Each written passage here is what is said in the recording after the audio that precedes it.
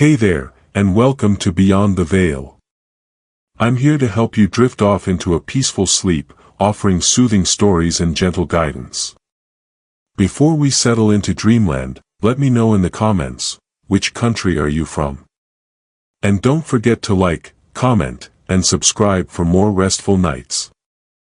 The legend of Blue Mist Road clings to Irwin Road like the very fog that gives it its name.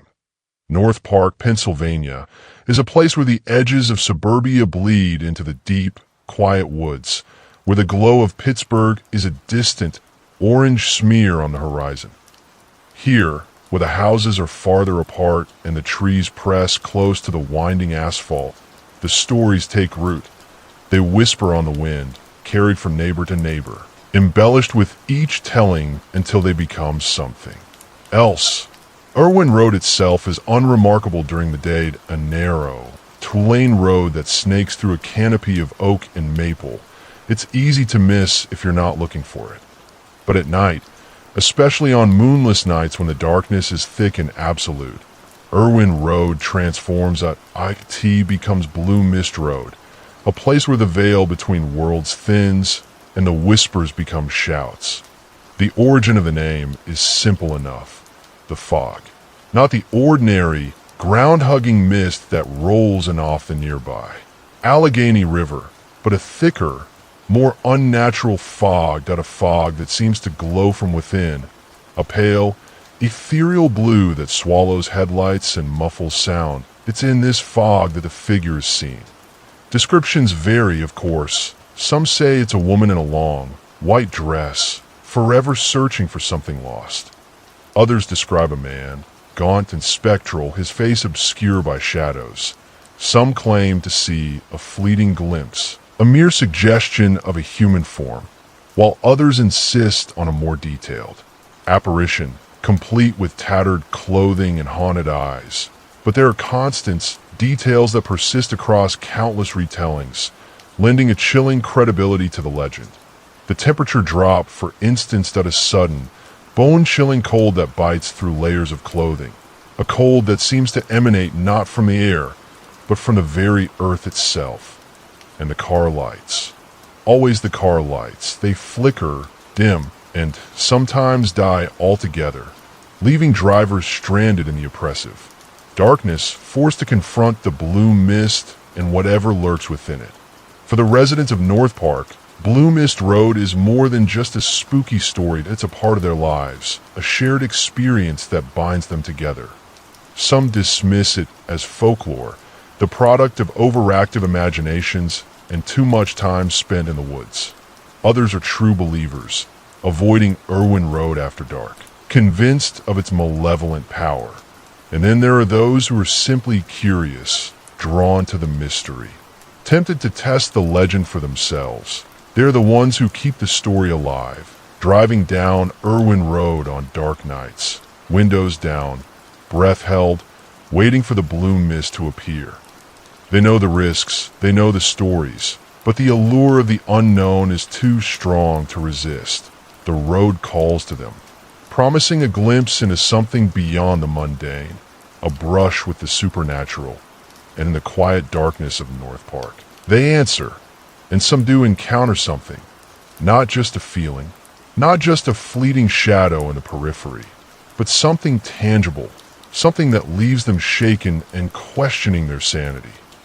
Take, for instance, the recent account of Sarah Miller, a lifelong resident of North Park and a woman not easily given to flights of fancy. Sarah, a practical, no-nonsense nurse in her late 40s, had always dismissed the Blue Mist Road stories as just that. Stories she'd driven down Irwin Road countless times, day and night, without ever experiencing anything out of the ordinary. But that all changed last Tuesday. She was returning home from a late shift at the hospital, the clock edging past 1 a.m. The night was unusually still, the air thick with the kind of humid stillness that often precedes a thunderstorm. As she turned onto Irwin Road, she noticed a patch of fog ahead, clinging to the road like a shroud. It was thicker than any fog she'd ever seen. a swirling mass of blue-tinged vapor that seemed to absorb the light from her headlights. Slowing down, she cautiously entered the fog bank. Immediately, a wave of cold washed over her, so intense that she shivered despite the summer heat. The temperature in her car, usually a comfortable 72 degrees, plummeted, the digital display flashing a chilling 48 degrees. Her headlights, usually bright and steady, began to flicker erratically, casting long, dancing shadows on the road ahead. But that's when she saw it. A figure standing in the middle of the road, bathed in the eerie blue light of the FOG. It was tall and slender, vaguely human in shape, but indistinct, as if formed from the fog itself.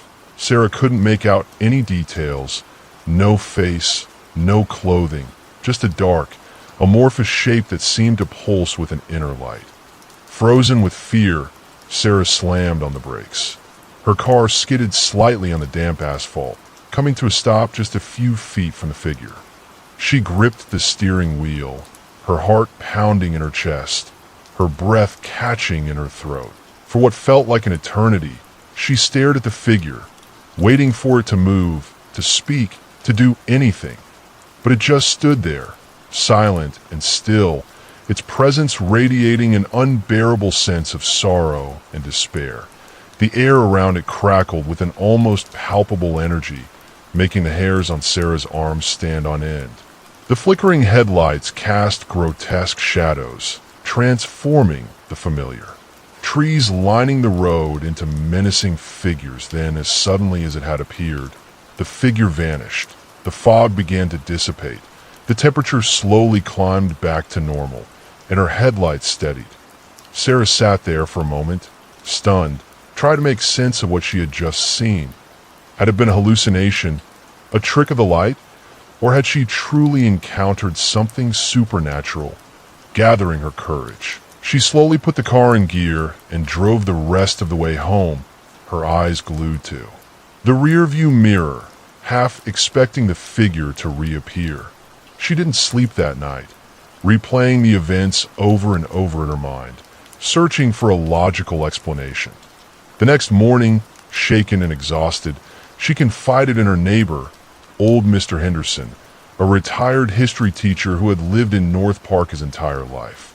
She recounted her experience, hesitant and embarrassed, fearing that he would dismiss her as crazy.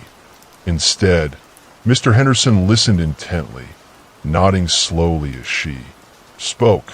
When she finished, he simply said, "Ah, you've seen the blue mist, have you? She doesn't show herself to everyone, you know." He then proceeded to tell her a story about a tragedy that had occurred on Irwin Road many years ago, a story that might just explain the ghostly figure and the unnatural fog. And that story, as it was passed on to Sarah, now begs to be passed on to you, Mr. Henderson, a man whose face was a roadmap of wrinkles etched by time and countless stories, leaned back in his creaky rocking chair, his eyes twinkling with a knowing glint. "Well, Sarah," he began, his voice a low rumble that seemed to vibrate with the weight of history.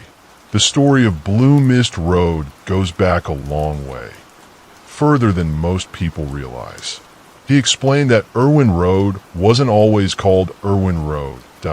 In the early 1900s, it was simply known as the Old Mill Road, a dirt path that led to a grist mill powered by the creek that still trickled through the woods. The mill was the heart of the community, a place where farmers brought their grain to be ground, where news was exchanged, and where romances blossomed. But the mill burned down in 1928, a devastating fire that claimed the lives of the miller and his young daughter. The cause was never determined. Some whispered of arson, others blamed faulty wiring, but the truth was lost in the ashes. The mill was never rebuilt, and the community slowly dispersed, leaving only a few scattered farms and houses. That's where the story started. Mr. Henderson continued. People claimed to see lights flickering in the woods where the mill once stood, to hear the sounds of grinding stones and the laughter of children. Some even swore they saw the miller himself, wandering through the trees, his face blackened with soot. But the story that seemed to resonate most with Sarah's experience was the one about Eliza, the miller's daughter. She was said to have been a beautiful girl with long, flowing hair and a voice like an angel. She loved to sing, and her songs would echo through the woods, enchanting all who heard them on the night of the fire. Eliza was trapped in her room on the second floor of the mill. She screamed for help, but no one could reach her. The flames engulfed the building, and she perished in the inferno.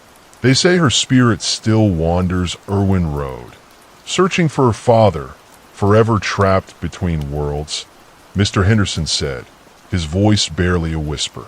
The blue mist is her tears, her sorrow made manifest. And the cold, that's the chill of her fear, the emptiness of her loss. He added that there were other theories, of course. Some believe that the land was once a Native American burial ground, disturbed by the construction of the road. Others pointed to the old coal mines that riddled the area, suggesting that the supernatural phenomena were caused by pockets of methane gas or some other geological anomaly.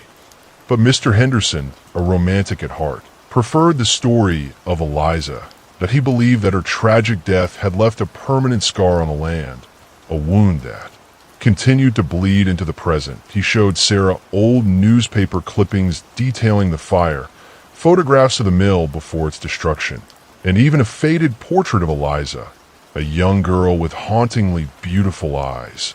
The portrait sent a shiver down Sarah's spine. There was something about the girl's gaze that seemed to pierce through her, as if she could see into her soul. As Sarah left Mr. Henderson's house, she couldn't shake the feeling that she was somehow connected to Eliza, that her encounter on Blue Mist Road was more than just a random occurrence. She felt a sense of responsibility, a need to understand the truth behind the legend, and perhaps even help Eliza find peace. The practical nurse was rapidly transforming into an amateur investigator drawn into the mystery of Blue Mist Road by a force she couldn't explain. Driven by a newfound purpose, Sarah decided to delve deeper into the history of Irwin Road. That Mr. Henderson had provided a compelling narrative, but she needed more than just anecdotes and faded newspaper clippings. She needed concrete evidence, something to either confirm or debunk the legend once and for all. Her first stop was the North Park Historical Society, a small, unassuming building tucked away on a quiet side street. The society's curator, a kind, elderly woman named Mrs. Abernathy, greeted her with a warm smile and a genuine enthusiasm for local history. Sarah explained her interest in Irwin Road and the story of the mill fire.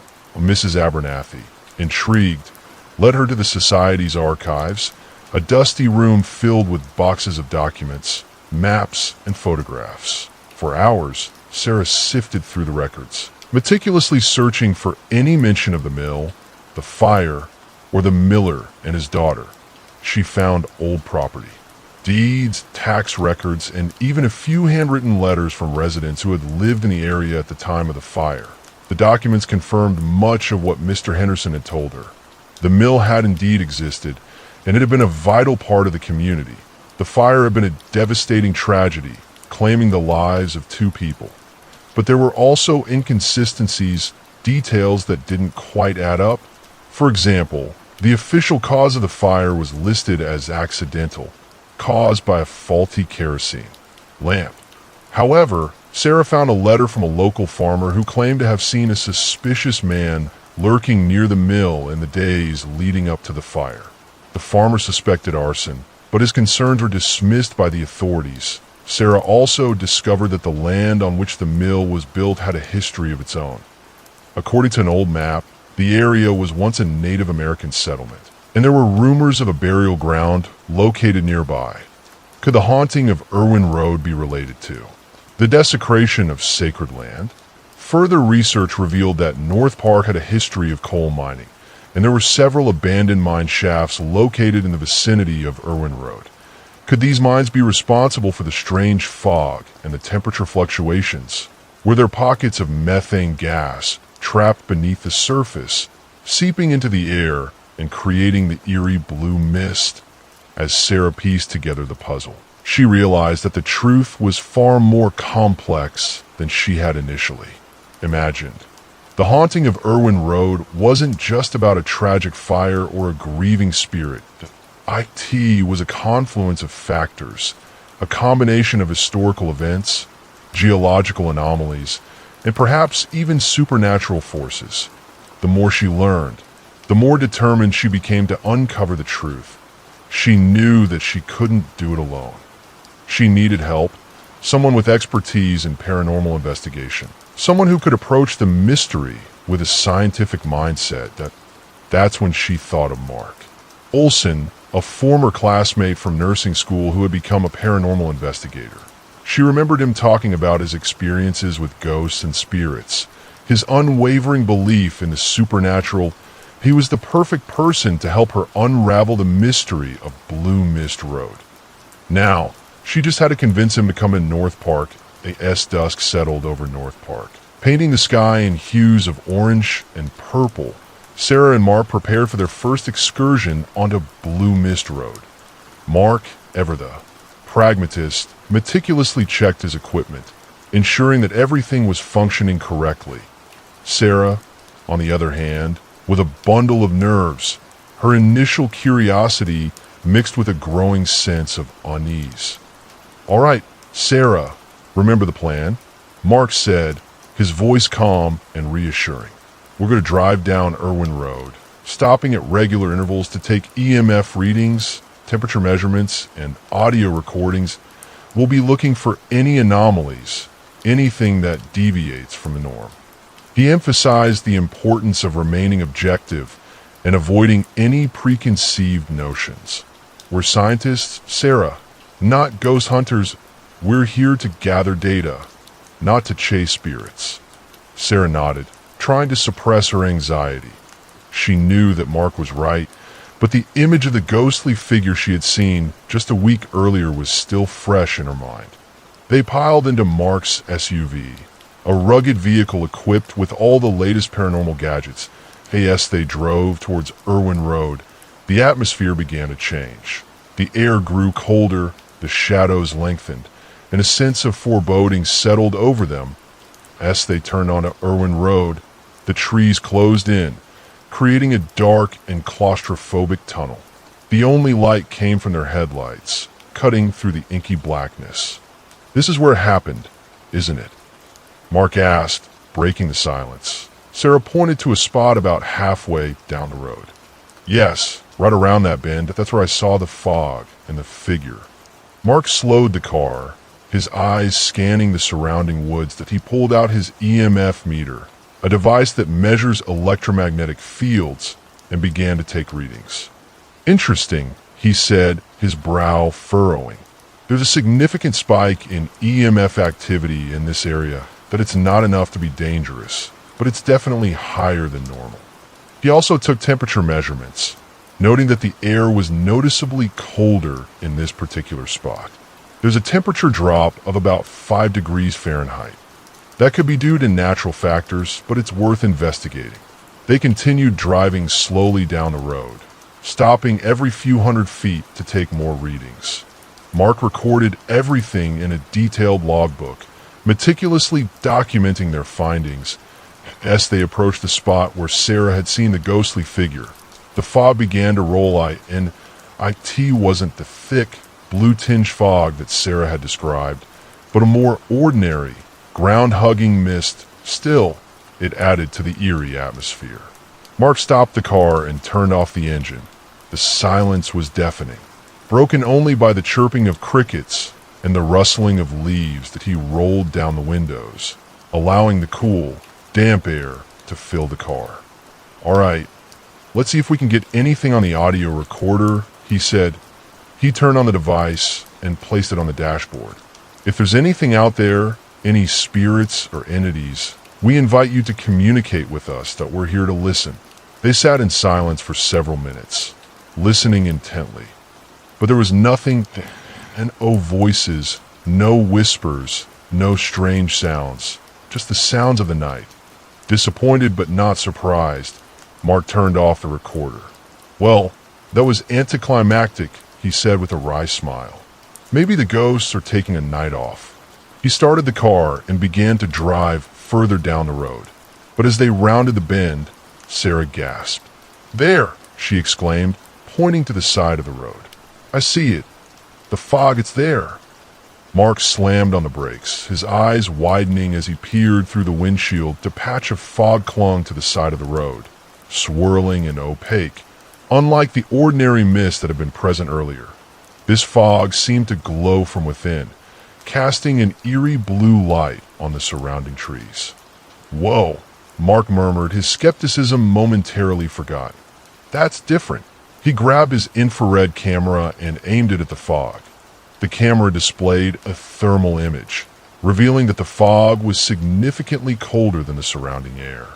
"The temperature is definitely lower inside the fog bank," he said, his voice laced with excitement. "And there's a distinct energy signature. It's not natural." Sarah, her heart pounding in her chest, stared at the fog, her mind racing. Was this the same fog she had encountered before? Was the ghostly figure lurking within?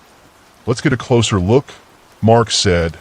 Grabbing his flashlight, he opened the car door and stepped out, his eyes fixed on the fog. Sarah hesitated for a moment, then followed him, her fear battling with her curiosity as they approached the fog bank. The air grew colder, and a strange metallic scent filled their nostrils. Mark shined his flashlight into the fog, but the beam barely penetrated the swirling vapor. It was like shining a light into a solid wall. "I'm getting a strong EMF reading," Mark said, holding up his meter, "and the temperature is dropping rapidly. That we need to be careful." Suddenly, they heard a sound, a faint whisper, carried on the wind that was barely audible, but it sent a chill down their spines. "Did you hear that?" Sarah asked, her voice trembling. Mark nodded, his eyes darting around. "Yeah, I heard something. Sounds like a whisper." He aimed his audio recorder towards the fog, hoping to capture the sound. They stood in silence for several minutes, listening intently. But the whisper didn't return as they were about to turn back.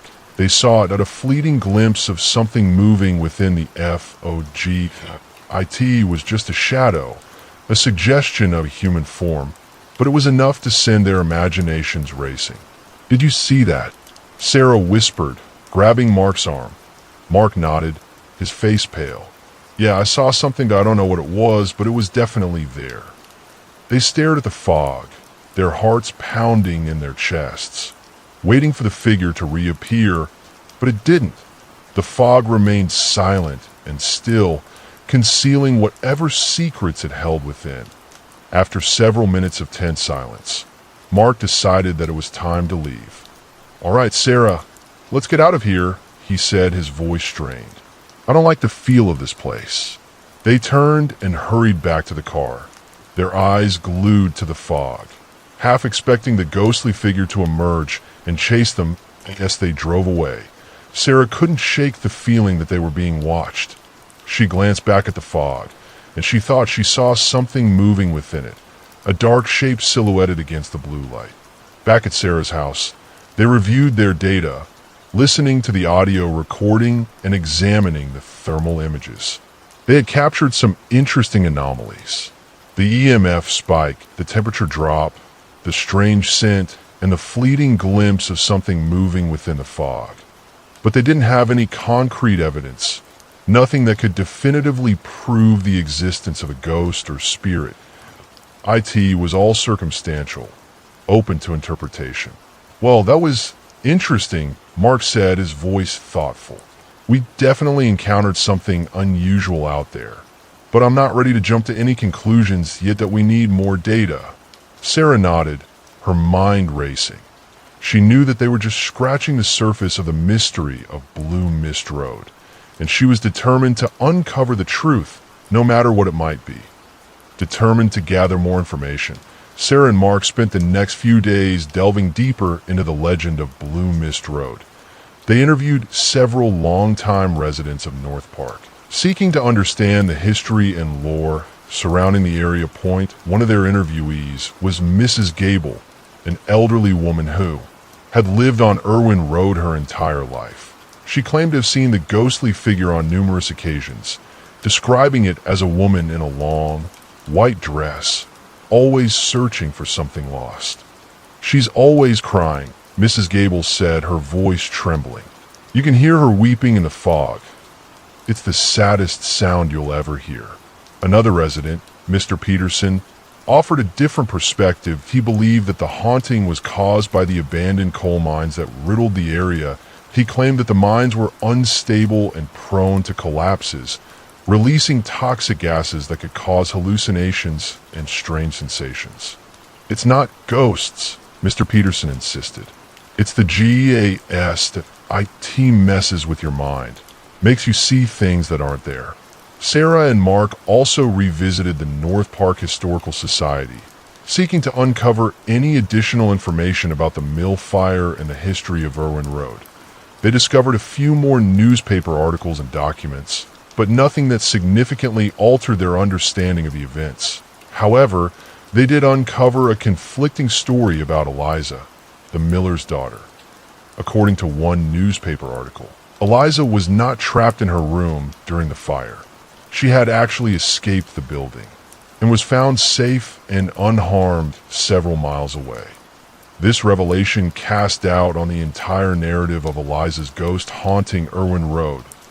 If she had survived the fire, then why was she said to be wandering the road, searching for her father? The conflicting stories and inconsistencies added to the mystery, making it even more difficult to unravel the truth. Sarah and Mark realized that they were dealing with a complex web of folklore, speculation, and misinformation. As they delved deeper, they also began to experience some unsettling occurrences themselves. Strange noises in Sarah's house, objects moving on their own, and a persistent feeling of being watched. One night, while they were reviewing their data, the lights in Sarah's house suddenly flickered and went out. They were plunged into complete darkness, and a wave of cold washed over them. "What was that?" Sarah whispered, her voice trembling. Mark fumbled for his flashlight, his heart pounding in his chest. He shined the light around the room, but there was nothing there. The lights flickered back on a few moments later, but the experience left them shaken and unnerved. They couldn't explain what had happened, but they couldn't shake the feeling that they were being targeted, that someone or something didn't want them to uncover the truth. Despite the unsettling occurrences and the conflicting stories, Sarah and Mark remained determined to continue their investigation. They knew that they were getting closer to the truth, and they were willing to face whatever challenges lay ahead. The deeper they went, the more intense the mystery became, and the more compelled they felt to solve it. The legend of Blue Mist Road had sunk its claws into them, and they couldn't rest until they had uncovered its secrets. That a few nights later, Sarah and Mark returned to Blue Mist Road, armed with more sophisticated equipment and a renewed sense of determination. The atmosphere was different this time, heavier, more oppressive. The air hung thick and still, and the silence was broken only by the distant hooting of an owl. As they turned onto Irwin Road, they were immediately enveloped in a dense fog, thicker and bluer than anything they had seen before. IT was like driving into another world, a world of shadows and whispers. "This is it," Sarah said, her voice barely audible. "This is the real Blue Mist."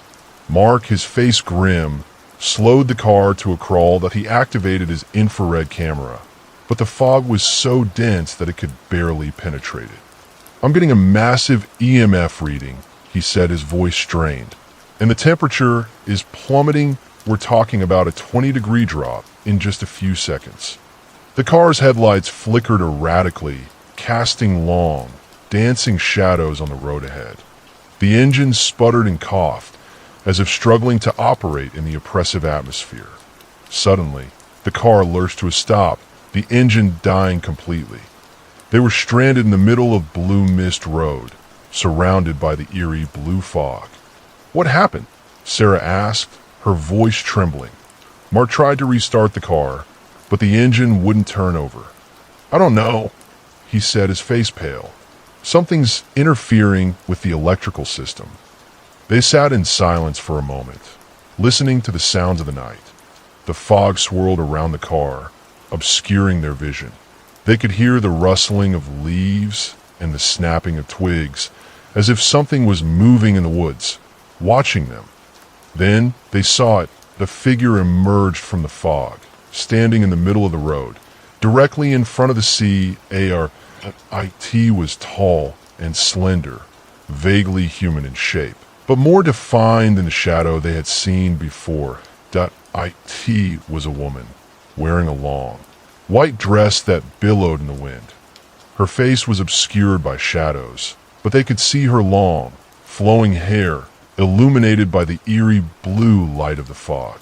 She stood there for a moment, silent and still, her presence radiating an intense sense of sorrow and despair.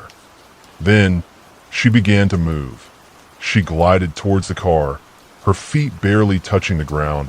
As she drew closer, they could hear her voice, a faint whisper that seemed to echo in their minds. "Help me," she whispered. "Please help me." Sarah, her heart pounding in her chest, reached out to touch the woman. But as her hand drew near, the woman recoiled, her body shimmering and distorting. "Don't touch me," she cried, her voice filled with anguish. "I'm cursed. I'll bring you nothing but pain and suffering." The woman then reached out her hand, pointing towards the woods. "He's out there," she whispered. "He's waiting for me. He won't let me rest." Suddenly, the fog began to dissipate. The temperature slowly climbed back to normal, and the car's headlights steadied. The woman vanished, leaving Sarah and Mark alone in the darkness.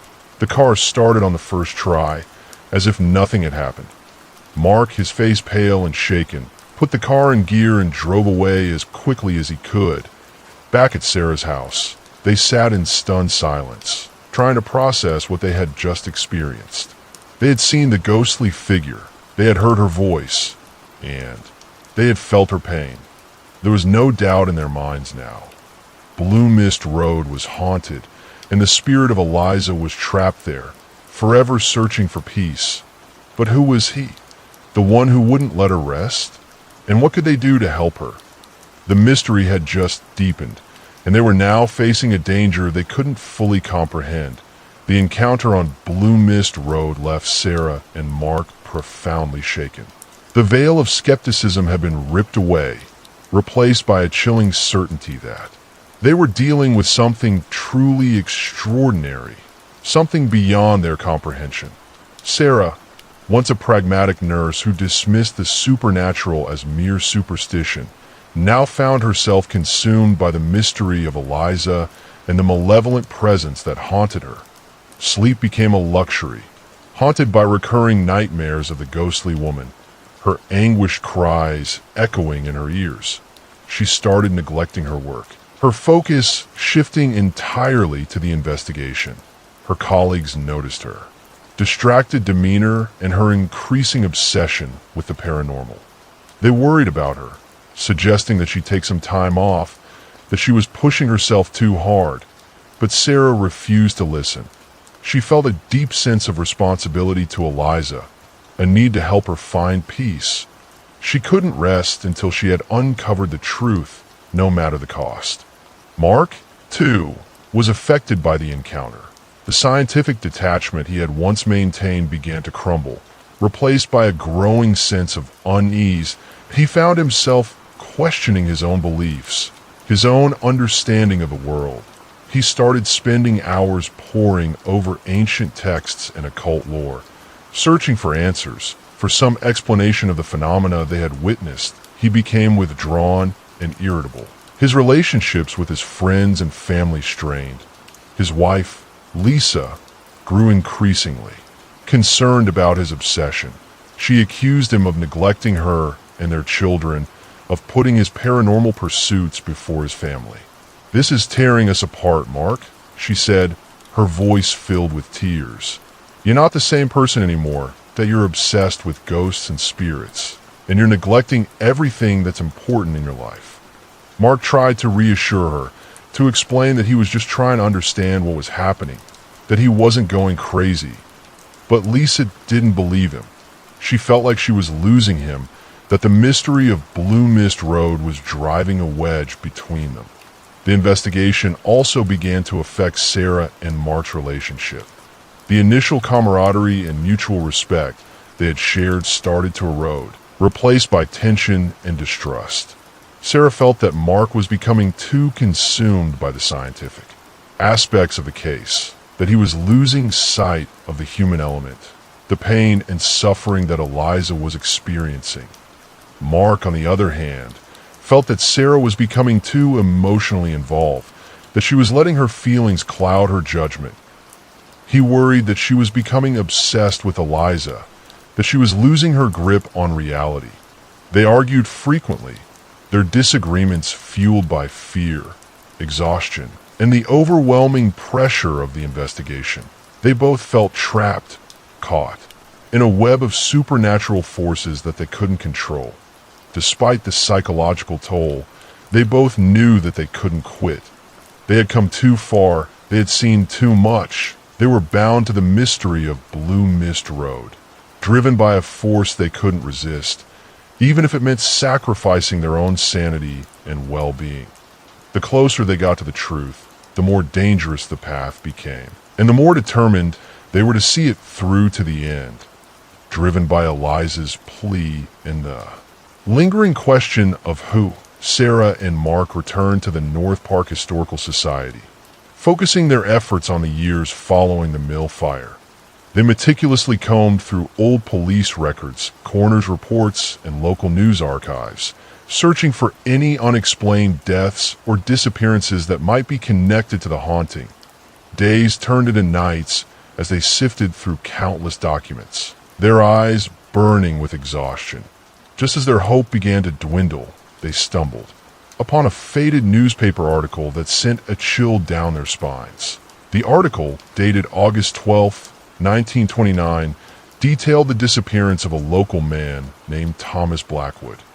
Thomas was a wealthy landowner who lived near Irwin Road, and he was known for his volatile temper and his possessive nature. According to the article, Thomas had been engaged to marry a young woman named Eliza Mayhew, a beautiful and talented singer who had recently moved to North Park. Eliza had been working as a waitress at the local diner, and she had quickly become the object of Thomas's affections. However, their relationship was tumultuous. Thomas was jealous and controlling, and Eliza had reportedly expressed doubts about their upcoming marriage. On the night of July 28, 1929, Thomas and Eliza had a heated argument at Thomas's home. Witnesses reported hearing shouting and screaming, followed by a period of silence. The next morning, Eliza was gone. Thomas claimed that she had left him, running off with another man. But Eliza's friends and family didn't believe him. They suspected that Thomas had done something to her. The police investigated the disappearance, but they found no evidence of foul play. Thomas was questioned extensively, but he maintained his innocence. The case eventually went cold, and Eliza Mayhew was never seen again. A.S. Sarah and Mark read the article. They realized that they had finally uncovered the missing piece of the puzzle. Eliza Mayhew was the ghostly figure that haunted Blue Mist Road, and Thomas Blackwood was the he who wouldn't let her rest. The mill fire had claimed the life of a young girl named Eliza, but it was the disappearance of Eliza Mayhew that had created the haunting. Her spirit was trapped on Irwin Road, forever searching for justice, forever haunted by the man who had taken her life. But what had happened to Eliza Mayhew? Had Thomas Blackwood murdered her? And if so, where was her body? Sarah and Mark knew that they had to find the answers to these questions if they were to help Eliza's spirit find peace. They decided to focus their investigation on Thomas Blackwood, determined to uncover the truth about his past and to bring him to justice, even for beyond the grave. The Historical Society had a few documents pertaining to Blackwood, including his will and property records that he died in 1950, never having been charged with any crime. The next step was clear: they needed to find. Thomas Blackwood's property, the place where Eliza Mayhew had disappeared. It was time to return to Irwin Road, to search for clues, to confront the darkness that lingered there, and to finally bring Eliza's story to a close. The past was about to collide with the present, and the truth, long buried, was about to be unearthed. Using the property records from the Historical Society, Sarah and Mark located the site of Thomas Blackwood's former estate. That It was now a heavily overgrown area just off Irwin Road, barely visible from the main thoroughfare. The once grand house had long since crumbled, leaving only a few scattered stones and the remnants of a decaying foundation. The air around the property was heavy with a sense of dread, a palpable darkness that seemed to seep into their bones. The trees were gnarled and twisted, their branches reaching out like skeletal arms. The silence was broken only by the rustling of unseen creatures in the underbrush. "This is it," Sarah said, her voice barely a whisper. "This is where Eliza disappeared." Mark nodded, his face grim. He pulled out his EMF meter, and the needle immediately shot off the scale. "The energy here is off the charts," he said. "Something powerful happened here." They decided to conduct a vigil on the property, hoping to communicate with Eliza and to uncover the truth about her disappearance. They gathered their equipment, including flashlights, audio recorders, and a Ouija board, a tool that they had previously avoided but now felt was necessary to make contact. As darkness fell, they set up their equipment near the ruins of the old house. The air grew colder, and the fog began to roll in, thicker and bluer than ever before. They started by attempting to communicate with Eliza through the audio recorder, asking her questions about her disappearance and her relationship with Thomas Blackwood, but they received no response, only silence. Frustrated, they decided to try the Ouija board. They placed their fingers lightly on the planchette, the small, heart-shaped piece of wood that moved across the board. "Eliza," Sarah said, her voice trembling. "Are you here? Can you hear us?" For a moment, nothing happened. Then the planchette began to move, slowly and erratically. It spelled out a single word: "Help." "What happened to you, Eliza?" Mark asked. "What did Thomas do to you?" The planchette moved again, spelling out another word: "Killed." "Where is your body, Eliza?" Sarah asked. "Where did Thomas hide you?" The planchette hesitated, then began to move rapidly, spelling out a series of letters and numbers that didn't make any sense. It was as if Eliza was trying to communicate something, but she couldn't quite get the words out. Suddenly, the planchette stopped moving, and the air grew colder. A dark shadow appeared in the woods, standing just beyond the edge of their flashlights' beams. "He's here," Sarah whispered, her voice filled with fear. "Thomas is here." The shadow began to move, slowly approaching them. They could hear the rustling of leaves and the snapping of twigs, growing louder with each step. Mark grabbed his flashlight and shined it towards the shadow. A figure emerged from the darkness. A tall, gaunt man with a cruel smile on his face. It was Thomas Blackwood, or rather, the spirit of Thomas Blackwood. "Get off my property," he growled, his voice filled with malice. "This is my land, and you don't belong here." Sarah stood her ground, her fear battling with her determination. "We're here to help Eliza," she said. "We know what you did to her." Thomas laughed, a chilling sound that echoed through the woods. "She was mine," he said, "and I wasn't going to let anyone take her away from me." He lunged towards them, his eyes filled with rage. Sarah and Mark screamed and stumbled backwards, tripping over their equipment. As Thomas reached out to grab them, a blinding light erupted from the Ouija board. The air crackled with energy, and a powerful force slammed into Thomas, sending him flying backwards into the trees. The fog began to dissipate. The temperature slowly climbed back to normal, and the darkness receded. Thomas Blackwood was gone, banished back to whatever hellish realm he had. come from? But the encounter had left them shaken and terrified. They had confronted the malevolent presence that haunted Blue Mist Road, and they had survived, but they knew that the battle was far from over. They had to find Eliza's body to give her the peace she deserved.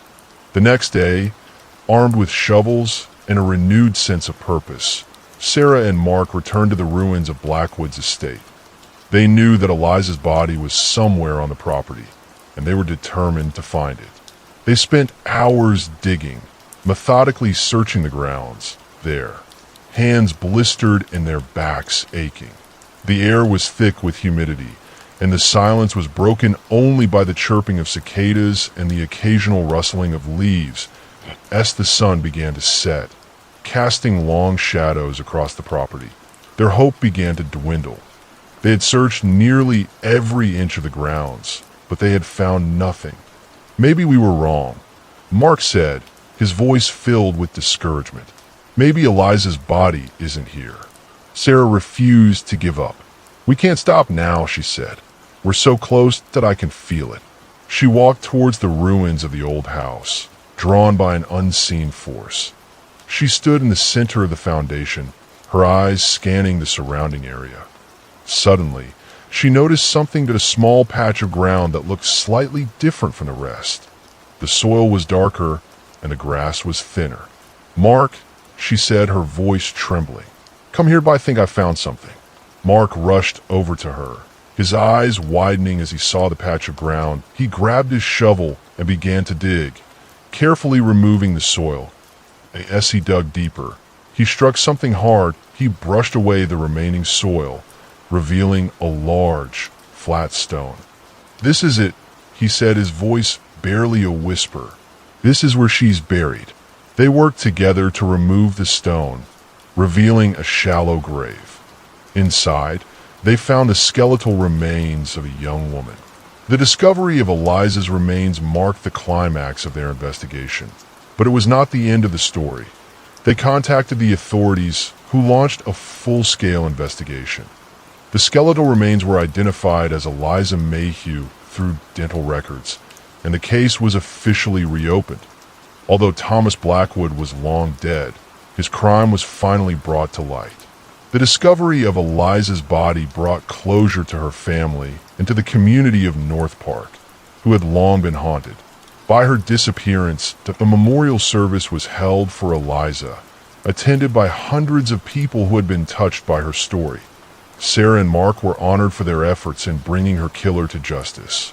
But the most significant result of their investigation was the disappearance of the blue mist from Irwin Road. The ghostly figure of Eliza Mayhew was never seen again.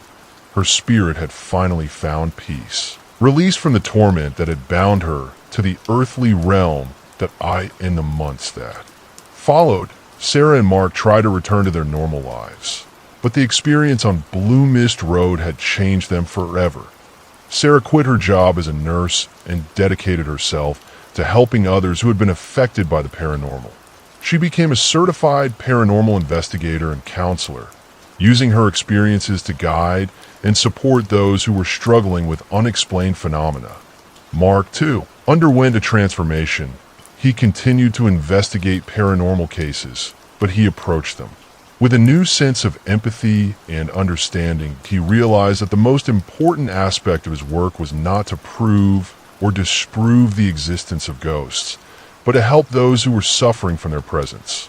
Their relationship, once strained by fear and obsession, was renewed by a shared sense of purpose. They remained close friends, partners in a mission to bring light to the darkness and to help those who were lost and afraid. However, the legend of Blue Mist Road lived on.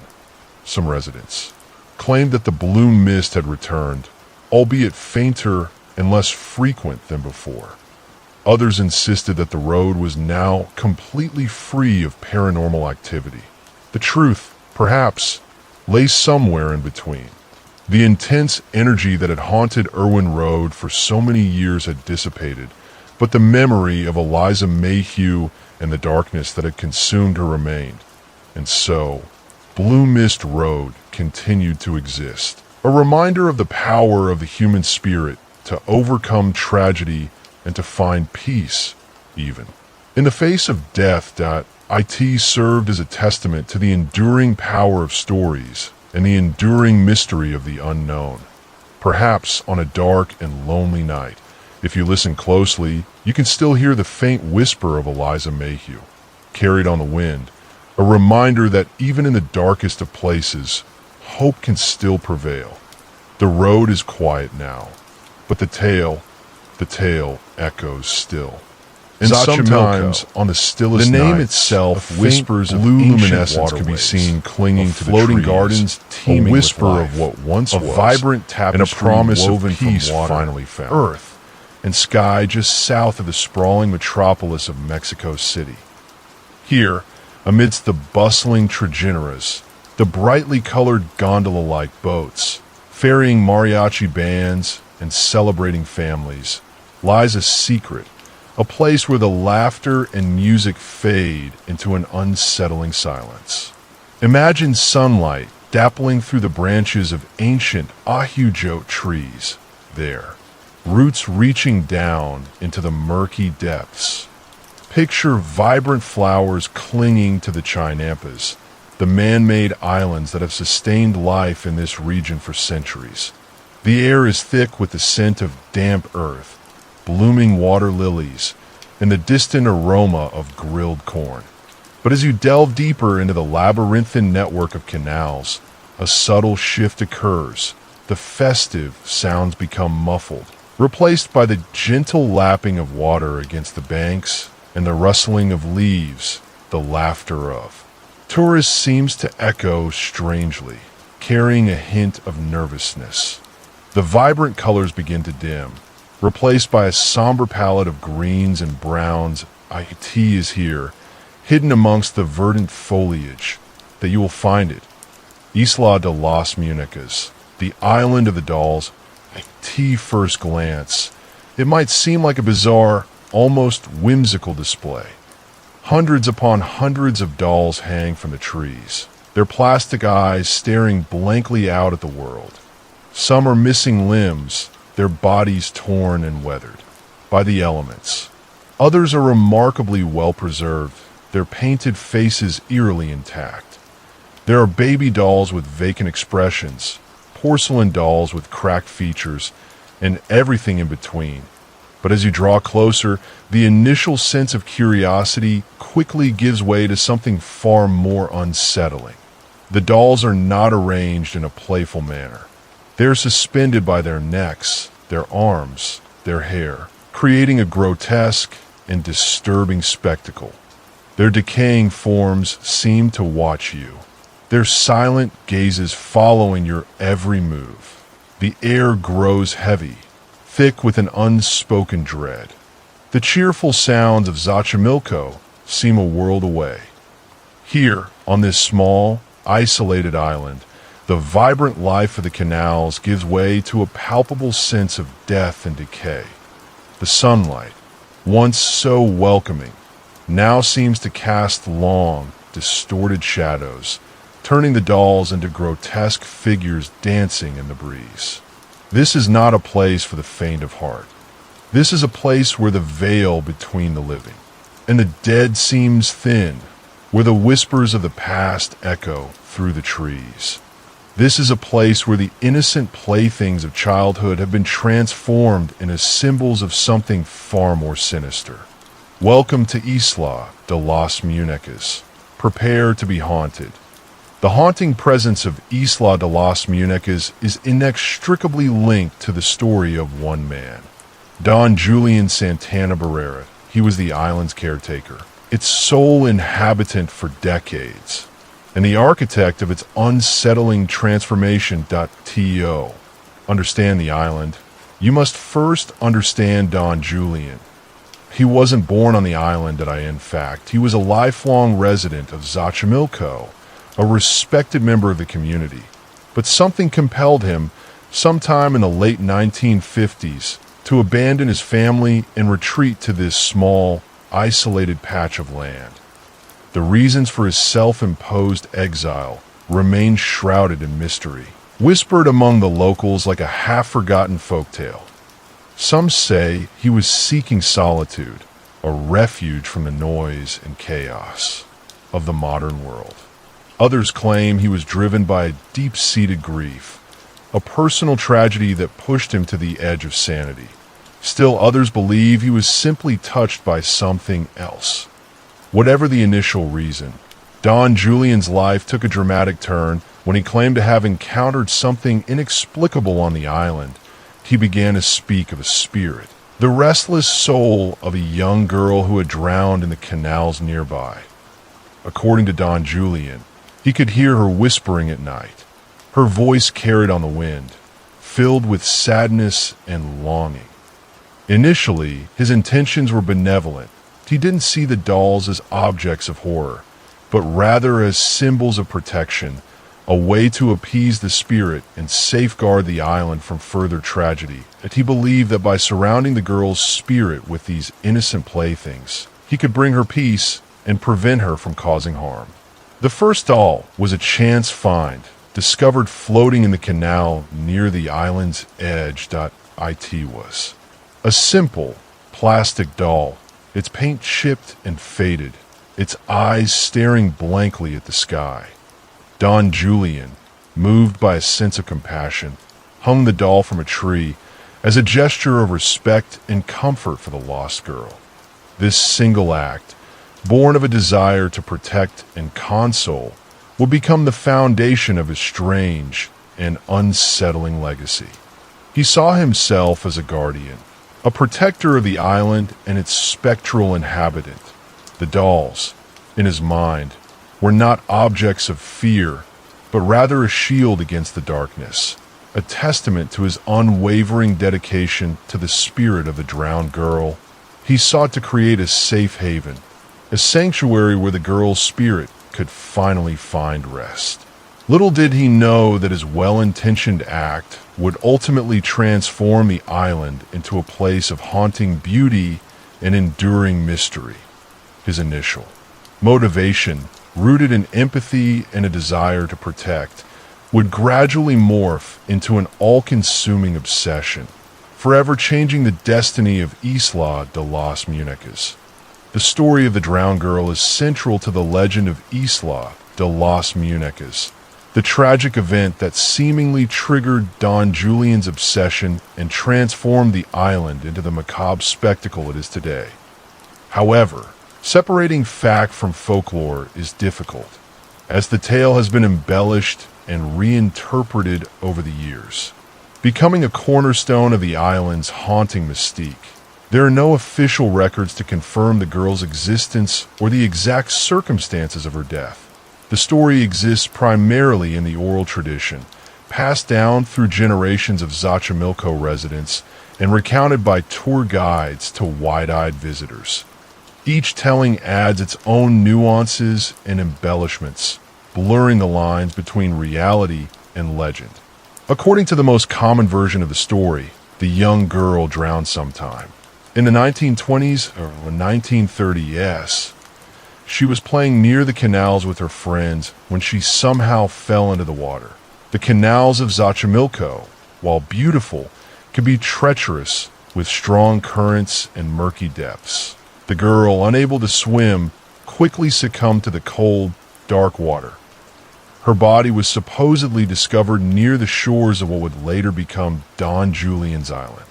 The exact location varies depending on the storyteller, but the proximity to the island is always emphasized, solidifying the connection between the tragedy and the island's fate. Some versions of the story claim that Don Julian himself witnessed the girl's drowning, perhaps even attempting to rescue her. This would explain his intense grief and guilt, providing a more personal and compelling reason for his subsequent actions. However, there is no concrete evidence to support this claim. Regardless of the specifics, the girl's death left an indelible mark on the collective consciousness of Xochimilco. Her spirit, it is said, remained trapped between worlds, unable to find peace. Local legends speak of strange occurrences near the canals, whispers on the wind, and unexplained ripples on the water surface. IT was this atmosphere of lingering sorrow and unease that Don Julian encountered when he retreated to the island. He claimed that he could hear the girl's spirit crying out to him, her voice filled with pain and loneliness. He believed that she was trapped, unable to move on, and that it was his duty to help her find rest. The story of the drowned girl, whether based on fact or fiction, serves as a powerful catalyst for the events that unfolded on Isla de las Muñecas. IT provides a tragic context for Don Julian's actions, transforming him from a simple recluse into a figure of almost mythical proportions, a man burdened by the weight of a lost soul. Her spectral presence is the reason behind the dolls. The first doll that it's a pivotal image, the genesis of the island's peculiar and unsettling aesthetic. IT wasn't a grand, deliberate act of creation, but rather a simple, almost accidental discovery that set in motion a chain of events that would forever alter the island's identity. Imagine Don Julian, a solitary figure navigating the murky canals in his small boat. He's drawn to a particular spot, perhaps guided by an unseen force, a subtle pull towards the area where the drowned girl's body was supposedly found. The water is dark and still, reflecting the overcast sky like a distorted mirror. And then he sees it, a doll, floating amidst the reeds and water lilies. It's not a pristine, newly purchased toy, but something discarded, forgotten, a relic of a childhood long past. The doll is waterlogged, its plastic skin slick with grime and algae. Its once vibrant colors are faded and muted, bleached by the sun and soaked by the rain. One arm is missing, likely torn off by the currents or the sharp edges of passing boats. The hair, once neatly styled, is now a tangled mess, matted and clinging to. The doll's face, the eyes, however, remain eerily intact, staring blankly upwards, as if silently pleading for rescue. This wasn't just any discarded object to Don Julian. IT was a symbol, a tangible representation of the lost girl's innocence and vulnerability. He felt a profound sense of empathy for the doll, as if it were somehow connected to the spirit he claimed to hear. He carefully retrieved the doll from the water, cradling it in his hands as if it were a fragile infant. He knew, in that moment, that he couldn't simply throw it away. He had to do something to honor the memory of the drowned girl and to appease her restless spirit. Driven by this conviction, Don Julian decided to hang the doll from a nearby tree. IT wasn't a sophisticated or artistic gesture. He simply tied a piece of rope around its neck and suspended it from a branch. The doll swayed gently in the breeze, its vacant eyes gazing out over the canal. This act, born of compassion and a desire to protect, was more than just a symbolic gesture. IT was a promise, a commitment to the spirit of the drowned girl. IT was Don Julian's way of saying, "I hear you, I see you. You are not forgotten." The first doll became a sentinel, a silent guardian of the island. IT marked the beginning of Don Julian's transformation from a simple recluse into the caretaker of a haunted sanctuary. IT was the seed from which the island of the dolls would eventually grow, a testament to one man's unwavering belief in the power of the unseen. The hanging of the first doll wasn't a singular act of piety. It was the spark that ignited an all-consuming fire.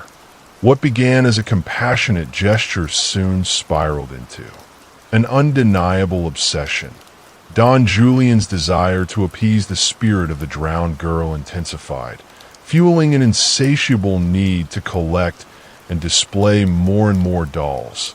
The whispers, he claimed, grew louder, more insistent.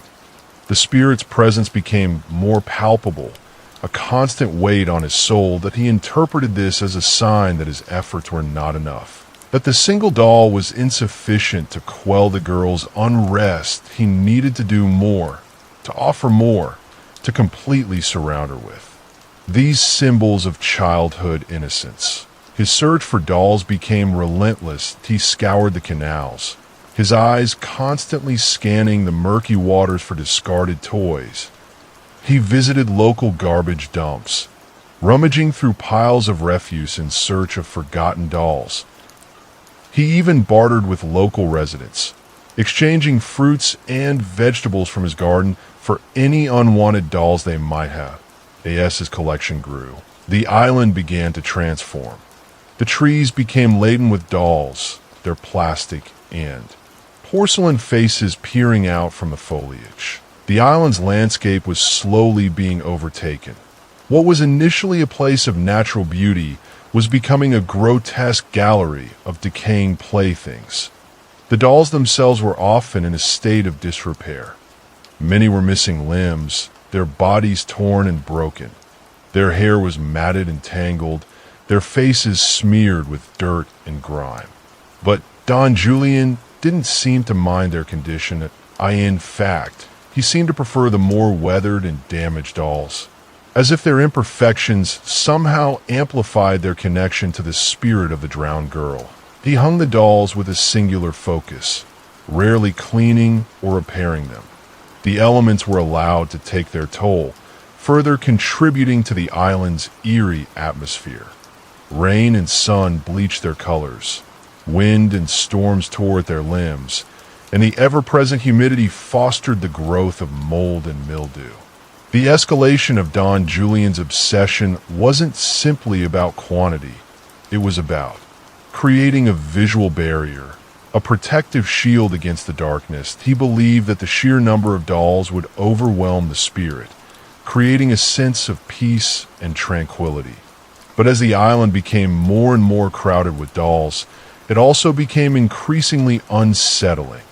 The initial sense of compassion and protection gave way to a feeling of unease, a sense that something was deeply wrong. The island was no longer a sanctuary.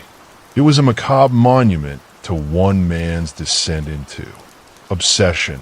The dolls became symbols of something else, a physical manifestation of Don Julian's fractured psyche.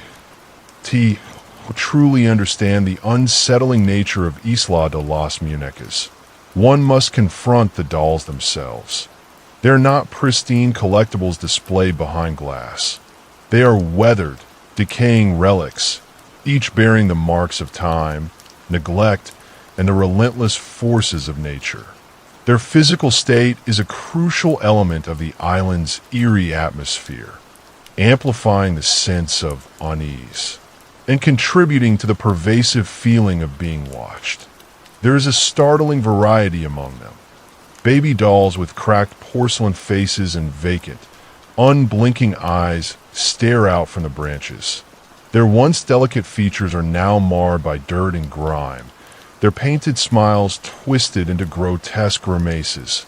Their tiny bodies, often missing limbs, dangle limply in the breeze.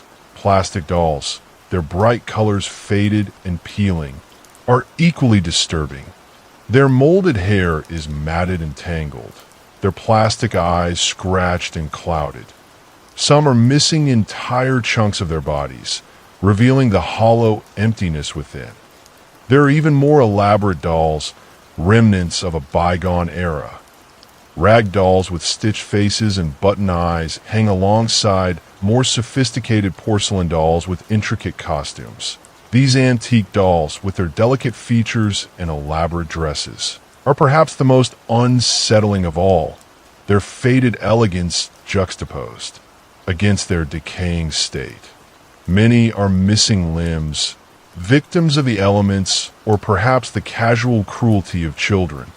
Arms and legs lie scattered on the ground beneath the trees, adding to the island's disturbing ambience. Some dolls are decapitated, their heads impaled on branches or lying forlornly amidst the leaves.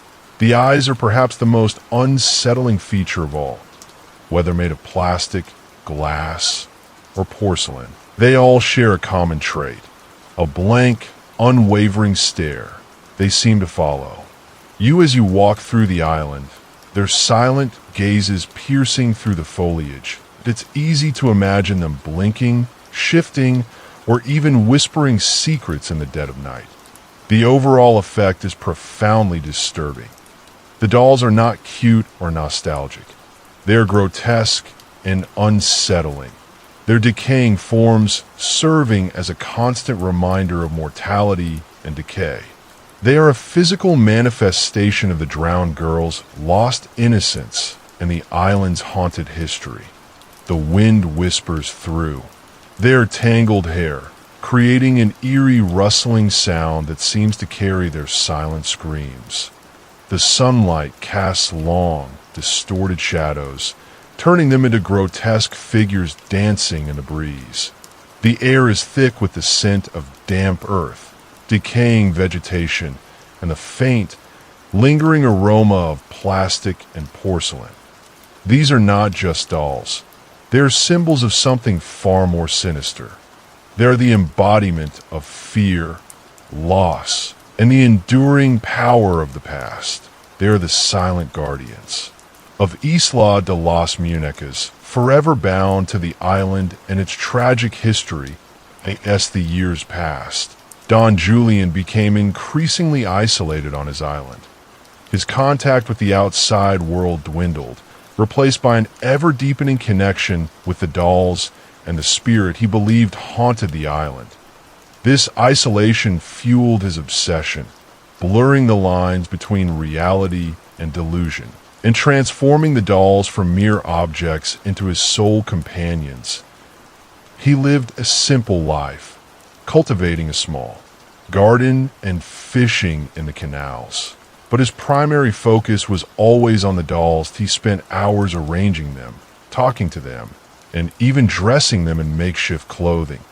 They became his family, his confidants, the only beings who seemed to understand his unique perspective. The distinction between the living and the inanimate began to fade. Don Julian started to treat the dolls as if they were real children, assigning them names and personalities that he would tell them stories, sing them songs, and even scold them when they misbehaved. His grip on reality loosened as his obsession intensified. He became convinced that the dolls were alive, that they possessed the spirits of the drowned girl and other lost souls. He believed that they could protect him from harm, ward off evil spirits, and even grant him wishes. The island became his entire world, a self-contained universe populated by decaying dolls and the ghosts of his imagination. He rarely left, fearing that something terrible would happen if he abandoned his post. He was the island's guardian, its protector, and he couldn't afford to fail. The locals, initially curious about Don Julian's strange behavior, began to view him with a mixture of pity and fear. They whispered stories about him, claiming that he had gone mad, that he was possessed by demons, or that he had made a pact with the devil. Few dared to visit the island, fearing the unsettling presence of the dolls and the unpredictable nature of their caretaker. Those who did venture near reported feeling a profound sense of unease, as if they were being watched by unseen eyes. Don Julian's isolation was a self-imposed prison, a consequence of his unwavering belief in the supernatural. He had chosen to live in a world of his own making, a world where dolls were more real than people, and the spirit of a drowned girl held sway over his every action. His story serves as a cautionary tale about the dangers of obsession and the corrosive effects of isolation. That it highlights the fragility of the human mind and the ease with which reality can be distorted by grief, guilt, and the relentless pursuit of the unattainable. The dolls were not just objects. They were a reflection of Don Julian's own inner turmoil, a physical manifestation of his descent into madness. The story of Isla de las Muñecas isn't just Don Julian's story. It's woven into the fabric of Xochimilco itself. Local residents hold a range of beliefs and superstitions about the island. their perspectives shaped by generations of oral tradition and a deep connection to the canals and their mysteries. Don Julian, says Maria, a woman who has lived in Xochimilco her entire life. He was a good man, but different. He had a big heart, but he was also very sad. People say he was never the same after he lost his wife. Maria remembers seeing Don Julian paddling through the canals, his boat piled high with dolls. We used to laugh at him, call him El Loco de las Muñecas, the crazy doll man. But we also felt sorry for him that he was all alone out there. Another resident, a Tragenera captain named Carlos, offers a more superstitious perspective. That island, it's cursed. Everyone knows it. The girl who drowned, her spirit is still there. The dolls, they're not just dolls, they're like guardians. They keep the bad spirits away. Carlos admits that he avoids the island whenever possible, preferring to steer his passengers clear of its unsettling presence. I don't want to take any chances, he says, crossing himself. There are things in Xochimilco that are best left undisturbed. Some locals believe that the dolls are possessed, that they contain the spirits of children who have died tragically. My grandmother used to say that you should never take a doll from the island, says Elena, a young woman who works at a local market. She said that if you do, the spirit of the doll will follow you home and bring you bad luck.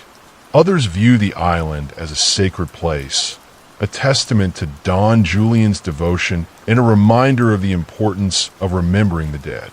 He was a kind of shaman, says Ricardo, a local historian.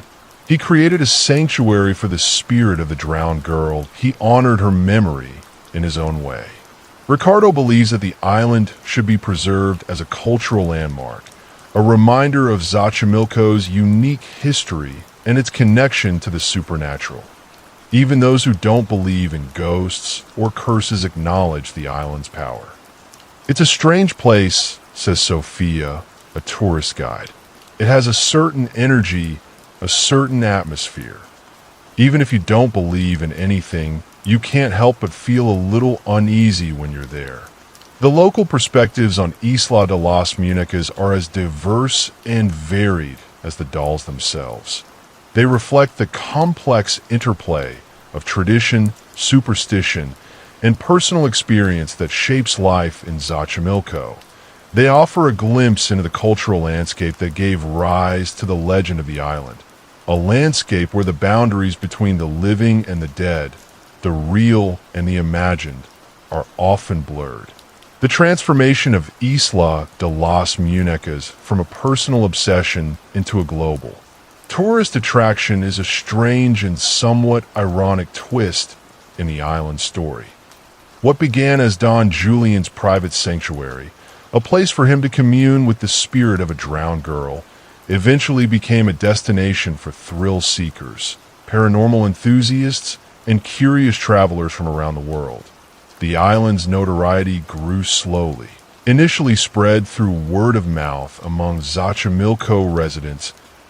As more and more tourists visited the canals, stories about the island of the dolls began to circulate, fueled by local legends and the island's undeniably unsettling atmosphere. Travel blogs and paranormal websites picked up the story, further amplifying the island's mystique. Images of the decaying dolls, their blank stares, and missing limbs went viral, captivating audiences with their macabre beauty. Soon, Isla de las Muñecas became a must-see destination for those seeking a unique and chilling experience. Tour operators began offering specialized trips to the island, catering to the growing demand for the macabre and the supernatural. The influx of tourists brought both benefits and challenges to Xochimilco. That on the one hand, it provided a much-needed source of income for local communities, particularly those involved in the tourism industry. Tragenera captains, souvenir vendors, and restaurant owners all benefited from the increased traffic. However, the island's popularity also raised concerns about its preservation and the impact of tourism on the local environment and culture. The increased boat traffic contributed to pollution in the canals, and the constant influx of visitors disrupted the island's delicate ecosystem. Furthermore, some locals worried that the island's commercialization would detract from its spiritual significance, transforming it into a mere spectacle for tourists. They feared that Don Julian's original intentions would be forgotten, replaced by a superficial focus on the macabre. Despite these concerns, the island's popularity continues to grow. Visitors flock to Isla de las Muñecas from all corners of the globe, drawn by the promise of a truly unique and unforgettable experience. They come to witness the unsettling beauty of the dolls, to feel the eerie atmosphere of the island, and to perhaps catch a glimpse of the spirit that is said to haunt its shores. The transformation of Isla de las Muñecas into a tourist attraction is a testament to the enduring power of stories and the human fascination with the macabre. It's a reminder that even the most personal and private obsessions can, in time, become public spectacles, drawing crowds from around the world and forever changing the landscape in which they exist. The allure of Isla de las Muñecas lies not just in its visual spectacle, but also in the profound emotional impact it has on its visitors.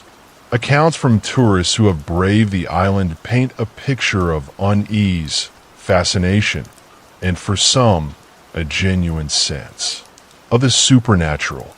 "I'm not easily spooked," says Sarah, a traveler from Canada, "but there was something about that place that really got to me. IT wasn't just the dolls themselves, although they were definitely creepy. That IT was the atmosphere, the silence, the feeling that you were being watched."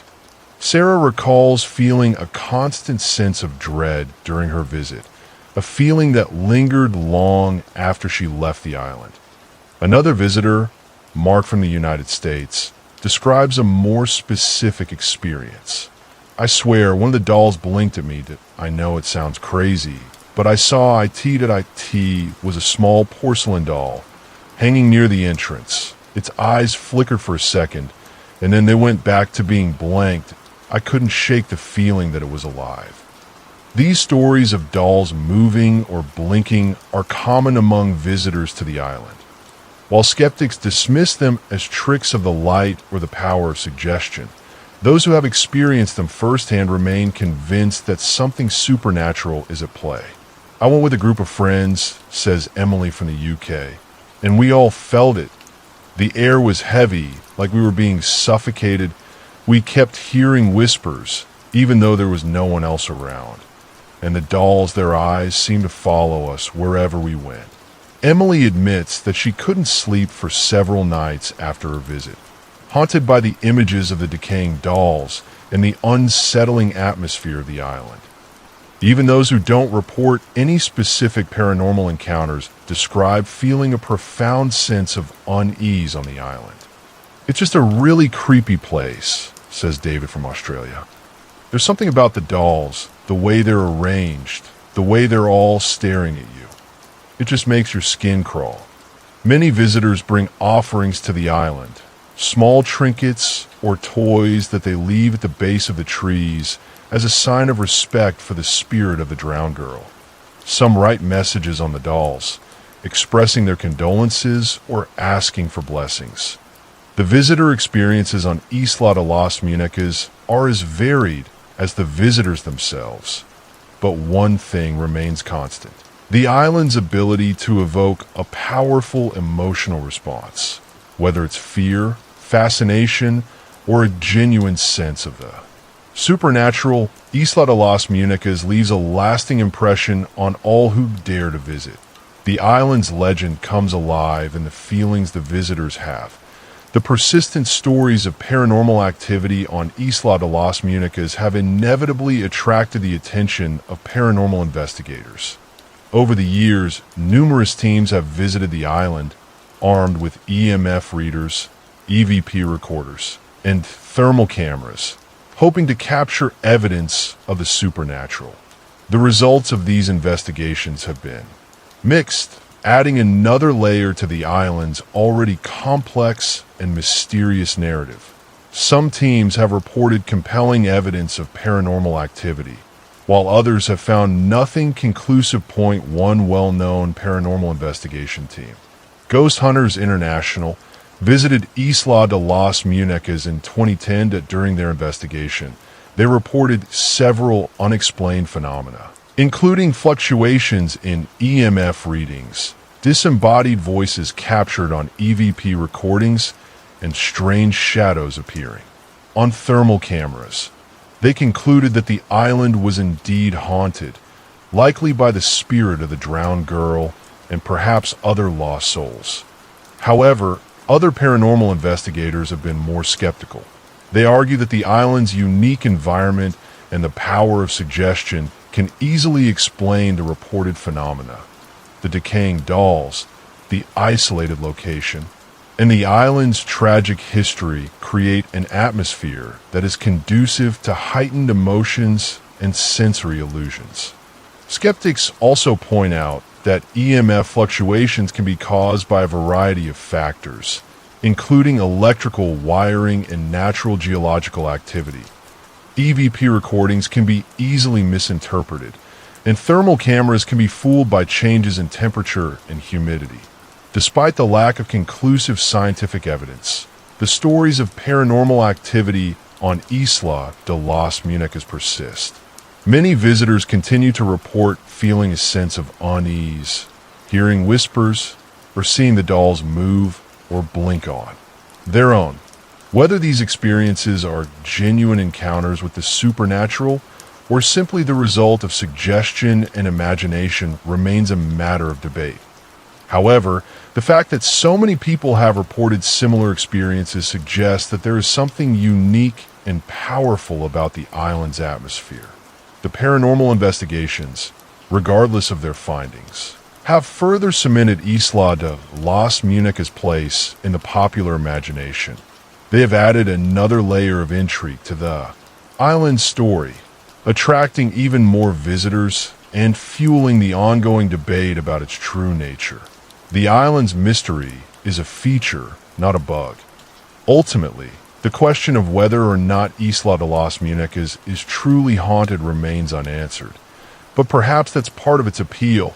The island's enduring mystery allows visitors to project their own beliefs and fears onto its decaying dolls and its tragic history, creating a truly unique and unforgettable experience. The story of Isla de las Muñecas takes an even darker turn with the tragic and eerily symbolic death of Don Julian Santana Barrera in 2001. Decades after he first retreated to the island, Don Julian was found drowned in the very same spot where the young girl was said to have perished years before. The circumstances surrounding his death remain shrouded in mystery, fueling speculation and adding another layer to the island's haunting legend. Was it a tragic accident, a deliberate act of suicide, or something far more sinister?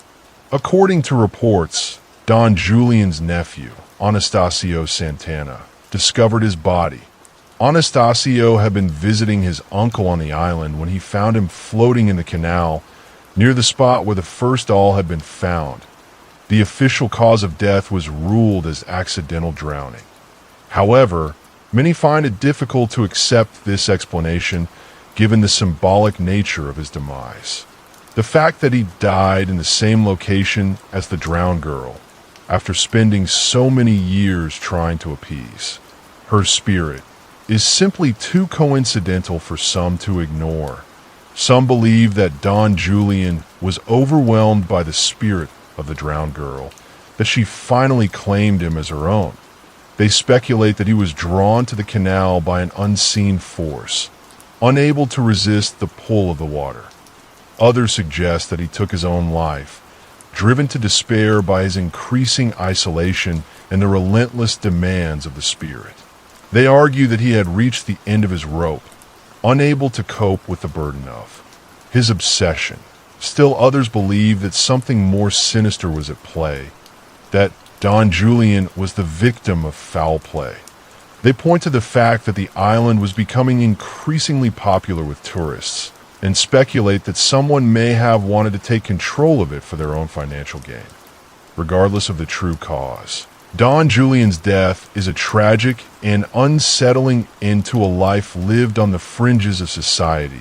It adds a chilling twist to the story of Isla de las Muñecas, transforming it from a tale of obsession and superstition into a haunting mystery.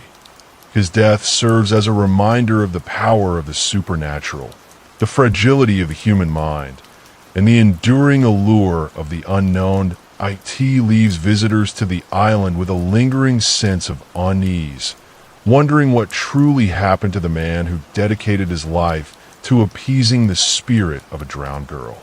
Don Julian's legacy lives on in the decaying dolls that continue to hang from the trees of Isla de las Muñecas, a testament to his unwavering belief in the supernatural and a haunting reminder of the tragic circumstances of his death.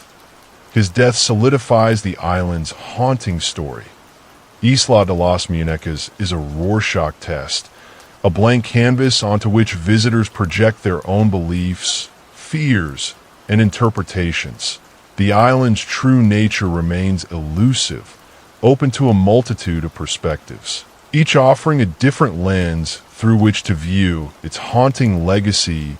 Point one interpretation, perhaps the most straightforward, is that the island is genuinely haunted. Proponents of this theory believe that the spirit of the drowned girl, and perhaps other lost souls, lingers on the island, manifesting its presence through the dolls. They point to the numerous reports of paranormal activity, the feelings of unease experienced by visitors, and the symbolic nature of Don Julian's death as evidence of the island's supernatural nature.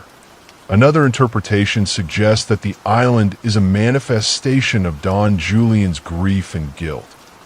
According to this theory, Don Julian was deeply affected by the story of the drowned girl, perhaps even blaming himself for her death. The dolls became a way for him to cope with his emotions, a tangible representation of his sorrow and a means of seeking redemption.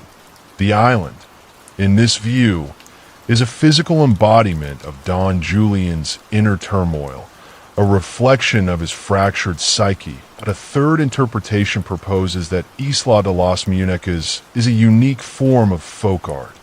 From this perspective, Don Julian was an outsider artist, driven by an inner vision to create something extraordinary. The dolls, regardless of their intended purpose, became a medium for his artistic expression, transforming the island into a macabre and unsettling, yet undeniably compelling work of art. The island, in this case, is a testament to the power of human creativity, even in the face of tragedy and despair. It's also possible to see the island as a commentary on consumerism and the disposability of childhood.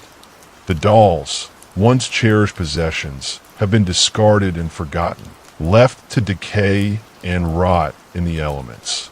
They serve as a reminder of the fleeting nature of material possessions and the inevitable passage of time. Ultimately, there is no single correct interpretation of Isla de las Muñecas. The island's power lies in its ambiguity, its ability to evoke a range of emotions and inspire a multitude of perspectives. It's a place that challenges our preconceptions, forces us to confront our fears, and invites us to ponder the mysteries of life and death.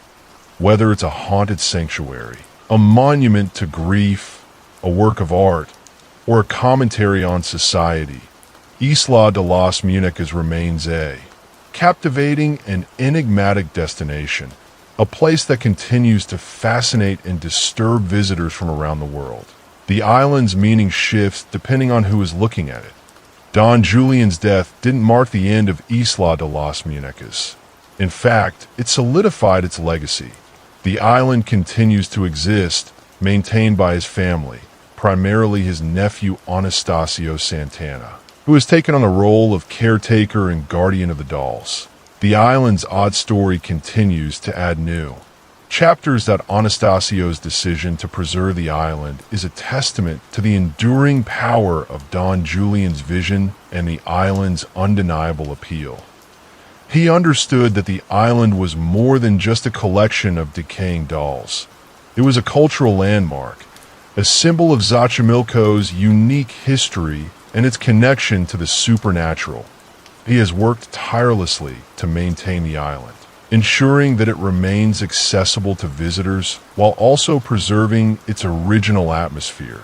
But he collects entrance fees from tourists, using the money to maintain the island, pay for boat transportation, and provide for his family. Anastasio has also added his own touches to the island, incorporating new dolls into the collection and adding small shrines and altars. He understands that the island is a living, breathing entity, constantly evolving and adapting to the changing times. The island's continued existence is also a reflection of the enduring human fascination with the macabre and the supernatural. Despite the island's unsettling atmosphere, visitors continue to flock to its shores, drawn by the promise of a unique and unforgettable experience. The dolls themselves continue to decay and deteriorate, adding to the island's eerie ambience. Some visitors bring new dolls as offerings, adding to the ever-growing collection. The island is a constantly evolving work in progress, a testament to the enduring power of human creativity and the relentless forces of nature. The island's legacy extends beyond its physical presence. The IT has inspired countless artists, writers, and filmmakers who have drawn inspiration from its haunting beauty and its mysterious history. Isla de las Muñecas has become a symbol of the supernatural, a reminder of the power of obsession, and a testament to the enduring human fascination with the unknown.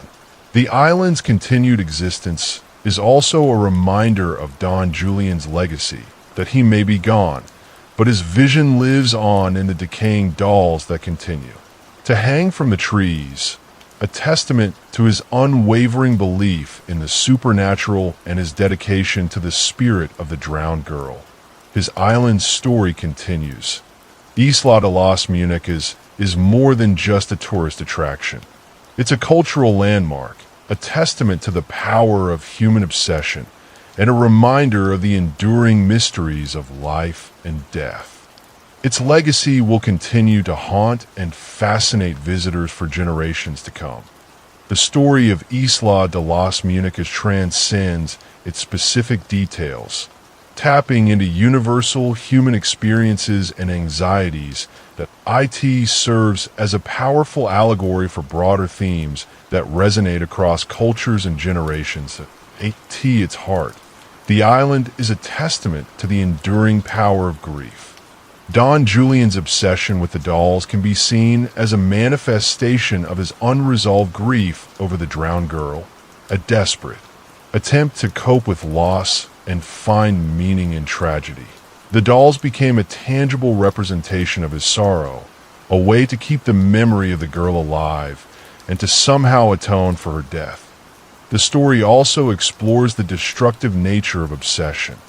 What began as a compassionate gesture spiraled into an all-consuming fixation, blurring the lines between reality and delusion. Don Julian's obsession consumed his life, isolating him from the world and ultimately leading to his tragic demise. The island serves as a cautionary tale about the dangers of allowing one's passions to control one's life. The power of belief is another key theme explored in the story. Don Julian's unwavering belief in the supernatural shaped his reality, transforming a simple island into a haunted sanctuary. His belief was so strong that it influenced the perceptions of others, drawing visitors from around the world who were captivated by his story and the island's unsettling atmosphere. The story highlights the ability of belief to shape our world and to create realities that are both compelling and potentially dangerous.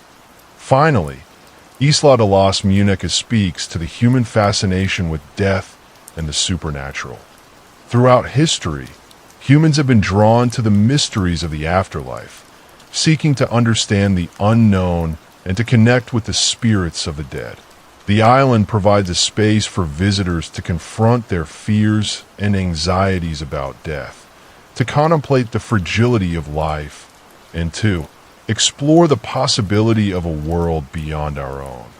These broader themes are what give Isla de las Muñecas its enduring power and appeal. It's not just a story about decaying dolls and a haunted island. It's a story about the human condition, about the struggles we face, the beliefs we hold, and the mysteries that continue to captivate us. The story asks big questions about humanity. The island serves as a reminder that even in the face of tragedy and despair, there is beauty to be found, meaning to be made, and stories to be told. It's a place where grief, obsession, belief, and our collective fascination with the unknown all converge, creating a truly unique and unforgettable experience. Isla de las Muñecas remains an enigma, a place shrouded in mystery and imbued with a haunting power that continues to captivate and disturb. It is a destination that defies easy explanations, a testament to the complexities of the human psyche and the enduring allure of the unknown. The island's true nature remains elusive, open to endless interpretation. Is it truly haunted by the spirit of a drowned girl, as Don Julian believed? Is it a physical manifestation of his grief and guilt, a macabre monument to his inner turmoil? Or is it simply a unique form of folk art, a testament to the power of human creativity, even in the face of tragedy and despair? Perhaps the answer lies somewhere in between, a complex interplay of all these elements. The island's power lies in its ambiguity, its ability to evoke a range of emotions and inspire a multitude of perspectives. That it's a place that challenges our preconceptions, forces us to confront our fears, and invites us to ponder the mysteries of life and death. The decaying dolls, their blank stares and missing limbs, serve as a constant reminder of mortality and the fleeting nature of existence. They are symbols of loss, innocence, and the enduring power of the past. They are the silent guardians of the island, forever bound to its tragic history. Don Julian's story is a cautionary tale about the dangers of obsession and the corrosive effects of isolation. It's a reminder of the fragility of the human mind and the ease with which reality can be distorted by grief, guilt, and the relentless pursuit of the unattainable. Yet the island also offers a glimmer of hope, a testament to the resilience of the human spirit. Despite the tragedy and despair that permeate its atmosphere, Isla de las Muñecas has become a place of pilgrimage, a destination for those seeking a unique and transformative experience. The island's legacy lives on in the stories that are told about it, in the art that it inspires, and in the emotions that it evokes. It is a place that will continue to haunt and fascinate visitors for generations to come, a reminder of the enduring power of the supernatural and the mysteries that lie just beyond our grasp. So, what is the true nature of Isla de las Muñecas? Is it a haunted sanctuary, a monument to grief, a work of art, or something else entirely? The answer, perhaps, lies within you as you reflect on the story of the island. Consider what it means to you, what emotions it evokes, and what truths it reveals about the human condition. The island's story continues to be written. The next time you find yourself wandering through the canals of Xochimilco, take a moment to consider the haunting power of Isla de las Muñecas. And as you gaze upon its decaying dolls, ask yourself, what is it that truly haunts us? The Razorback Spectre. Razorback Spectre, Mr. Peterson announced, the file hitting Sarah's desk with a thud that rattled her coffee mug. Ink threatened to stain her already cluttered workspace. Walker, This screams your name. Sarah looked up, brushing a stray lock from her eyes. Mr. Peterson, the features editor, had a knack for making any assignment, no matter how trivial, sound like a personal insult. A razorback specter, she echoed, her voice devoid of enthusiasm. Old Main, he specified, his tone suggesting she should already know this. Bell Tower, ghost stories, the usual freshman fodder. He waved a hand dismissively. Deconstruct it, validate it, I couldn't care less. Just fill those column inches by next Friday. Sarah suppressed a sigh. Ghost stories were the very definition of drivel, in her opinion. She craved investigative pieces, uncovering corruption, holding power to account. But the paper perpetually teetered on the brink of insolvency, and her assignments were equally scarce. Understood, Mr. Peterson, she replied, forcing a semblance of professionalism. I'll delve into it. He grunted, already turning away. Oh, Walker, inject some enthusiasm, would you? We don't want to spook the believers. Once he was gone, Sarah swiveled in her chair, her gaze drifting to the window. Old Main, the campus's oldest sentinel, commanded the hilltop. Its brick facade, etched with the history of Arkansas weather, emanated a silent dignity. Above it all, the bell tower's shadowed windows beckoned. Gathering her notepad and a trusty pen, she stuffed them in her bag. The optimal approach, she reasoned, was to treat this like any other inquiry, gather data, dissect evidence, and arrive at a reasonable conclusion, even if that conclusion involved a mass outbreak of collegiate imagination. The air had a nip to it as she traversed the campus, crisp leaves crackling obligingly beneath her boots.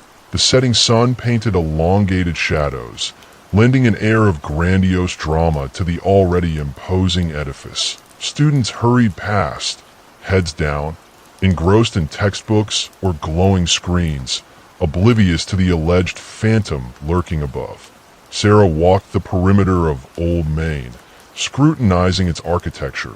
The tower windows were set high, seemingly impossible to reach without a formidable ladder. She imagined a presence pacing there, and it felt inherently ridiculous. She settled onto a bench near the statue of Senator Fulbright, opening her notebook. Razorback Spectre, Old Main Bell Tower, she inscribed at the top of the page, followed by rumors, conjecture, and probable fabrications. Her initial task was to grasp the building's history. She booted up her laptop, connecting to the university's network. The university's official website provided a rudimentary overview. Old Main, dating back to 1875, once housed the entirety of the university's academic departments. IT had weathered fires, remodels, and countless student generations. But spectral inhabitants were conspicuously absent from the narrative. Sarah dug deeper, searching for articles, archives, anything that might illuminate the ghost tales. She unearthed a handful of blog entries and forum discussions dedicated to the Razorback Spectre, rife with unverified stories and pixelated images. One student claimed to have glimpsed a murky figure in the bell tower after a late-night study session. Another cited the tale of a lovelorn student who, supposedly, had plunged to her death from the tower in the early 20th century. The details were imprecise, conflicting, and completely devoid of verifiable support, Sarah scoffed. This was precisely as she'd anticipated. Undeterred, she decided to visit the university archives. Surely, if veracity underpinned these stories, documentation of a fatal event tied to Old Main should exist. The archives, situated in the subterranean depths of Mullen's library, was a warren of dusty shelves and neglected manuscripts. The archivist, a benign woman with glasses perched on her nose, steered Sarah towards the historical records related to Old Main. Sarah spent hours immersed in antiquated newspapers, student yearbooks, and official university correspondence. She uncovered records of fires, construction endeavors, and even a few student escapades, but nothing hinting at a suicide or any other untoward death. As the afternoon waned, Sarah's initial skepticism began to shift. not toward a belief in ghosts, but toward a niggling sense of fascination. Where did these tales originate? Why did they endure? She discovered a slender, leather-bound diary concealed within a box of assorted materials. The handwriting was faded and challenging to decipher, yet she managed to discern a few entries. They appeared to be the recollections of a student named Eleanor, who had attended the university during the early 1900s. The entries contained the characteristic musings of a young woman, classes, companionship, and a burgeoning romance with a fellow student named Thomas. However, as Sarah continued, a subtle melancholy pervaded Eleanor's prose. She wrote of alienation, academic struggles, and a deepening sense of hopelessness. The final entry was marked October 27th, 1908. IT was brief and enigmatic. He promised me forever. Now, only the tower remains. Sarah's pulse quickened that IT was a tenuous link. Yet could this connect to the ghost stories? Could Eleanor have ended her life in the bell tower? A shiver ran down her spine. Even dismissing ghosts, the prospect of a young woman driven to such despondency was acutely disturbing. She closed the diary, a knot tightening in her stomach. This wasn't merely a frivolous ghost story anymore. IT was a narrative about a human being, a genuine tragedy. Sarah gathered her belongings, her thoughts reeling. She had to uncover more about Eleanor. She needed to know the circumstances surrounding her. She needed to comprehend the truth obscured by the Razorback Spectre legend. Echoes of Eliza. A shiver of autumn air chased russet foliage around Sarah's boots as she traversed the old main quad. Safe within her satchel rested her recorder, alongside a pristine notebook and a reliable pen, guaranteed not to falter mid-thought. Today, she intended to either discredit or, if not embrace, at least grasp the tenacious allure of the Razorback Spectre. Professor Armitage's sanctuary, nestled within the history department, was a book-lined cell redolent with aged parchment, diminutive in stature. He seemed almost consumed by his grand leather chair. Spectacles perched at a precarious angle, he invited Sarah to sit with a gesture, his eyes amplified by thick lenses. "Miss Walker," he began, his voice surprisingly robust. "Come to investigate our little spectral tale?" A playful glimmer sparked in his eye. Sarah mirrored the smile, choosing a respectful, yet impartial tone. "I'm researching the story, yes, seeking to understand its roots and its enduring appeal." Armitage emitted a dry chuckle, like rustling paper. "Ah, origins. The challenge, isn't it? So many versions exist, layers of embellishment accumulated over time. But the heart of the matter remains. Eliza, a radiant young woman, brimming with potential." He leaned back, his gaze wandering toward the window. Early in the university's life, around the turn of the century, Eliza received a scholarship, I believe, prodigiously gifted in mathematics, a field then largely uncharted by women. Sarah's pen danced across the page. "And she perished in the bell tower?" Armitage offered a ponderous nod. "Indeed, a tragic accident. So they said, not a fall. Yet whispers persisted, murmurs of something deeper, a fractured heart, a love denied, a farewell note, unseen by any eye, of course." Sarah arched a brow. The journalistic senses peaked. "A note? I haven't encountered that detail in the historical records." Armitage dismissed the notion with a wave. "Archives are sanitized, Miss Walker. They traffic in facts, not feelings. This is a story fueled by feeling." Eliza was deeply enamored with a young man, another student, presumably, but he hailed from a powerful family. Destined for a match of equal standing, he severed the connection with Eliza. Callously, some say. The blow devastated her. His voice softened. "Imagine, Miss Walker, the profound isolation she must have suffered, the woman navigating a male-dominated world, her heart shattered, her prospects uncertain. The bell tower, so lofty, So isolated, it must have appeared the only refuge. Sarah felt a ripple of disquiet. The romanticized tragedy Armitage presented felt askew. The diary she discovered hinted at something more troubling than mere unrequited affection. And legend has it she still haunts the bell tower? She pressed, guiding the conversation back to the present. Yes, Armitage affirmed. On specific nights, especially under the gaze of a full moon, one can glimpse her silhouette pacing behind the windows. Hear her sorrowful lament carried on the breeze, a constant echo of unrealized promise, of a life extinguished prematurely. Have you witnessed or sensed anything yourself, Professor? Sarah queried. Meeting his gaze, Armitage hesitated, a flicker of something indecipherable in his expression. I have sensed things, he conceded quietly. Late at night, while immersed in my work, a subtle whisper, an aura of melancholy. Yet, I attribute it to the building itself, the lingering echoes of history within these walls. Sarah continued her meticulous record, absorbing every word. She inquired about the bell tower's design, the exact timing of Eliza's death, the precise details of the ghost story. Armitage responded readily, his fascination with the story apparent. But as the interview unfolded, more inconsistencies emerged. Armitage portrayed Eliza as a mathematical genius, yet university records contain no trace of a female student excelling in that discipline during that era. He spoke of a brutal rejection by a wealthy suitor, but offered no name, no tangible proof to underpin the claim.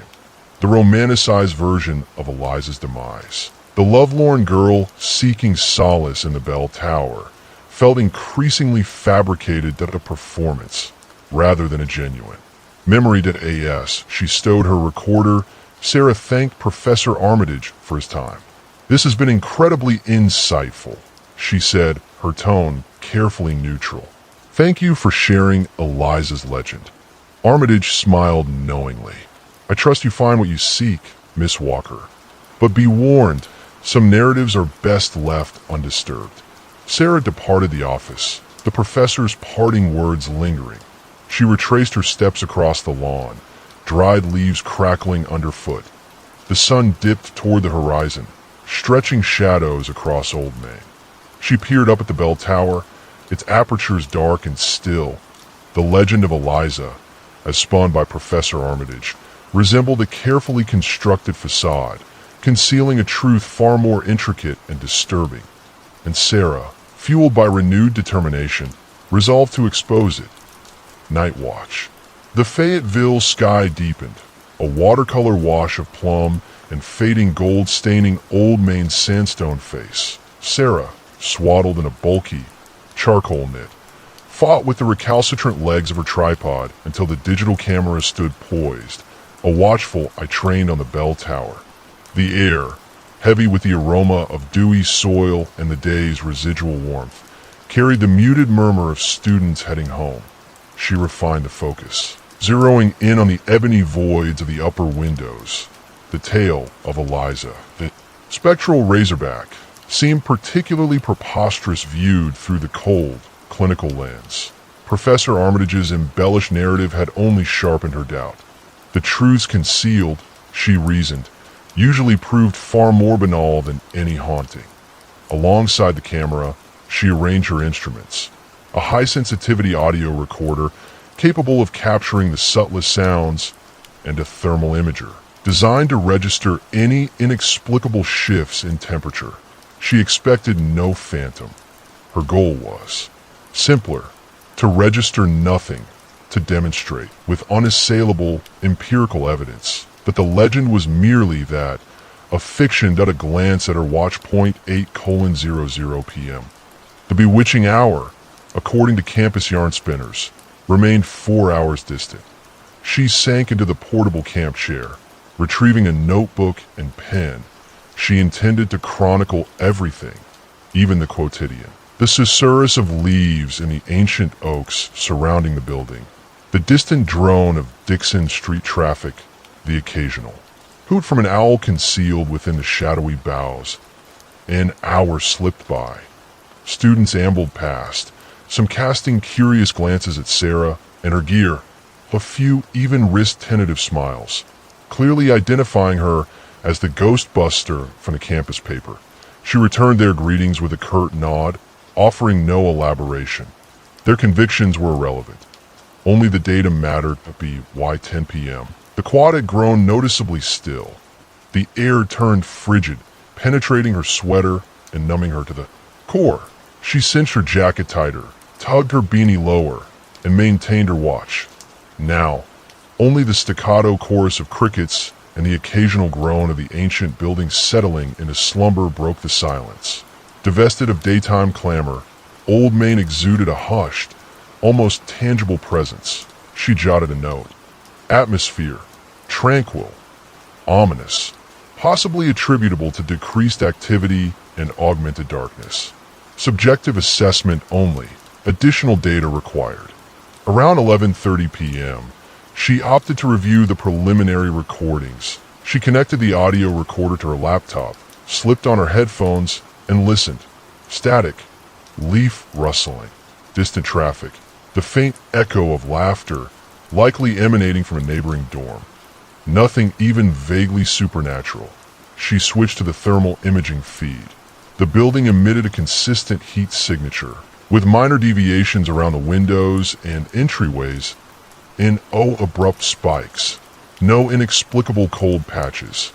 Merely the anticipated thermal profile of an aged stone structure. A surprising twinge of disappointment pricked at her, not from a failure to unearth a ghost, but from the lack of any discovery that she'd hoped for something, anything, to challenge her perspective, to inject even a hint of intrigue into the narrative.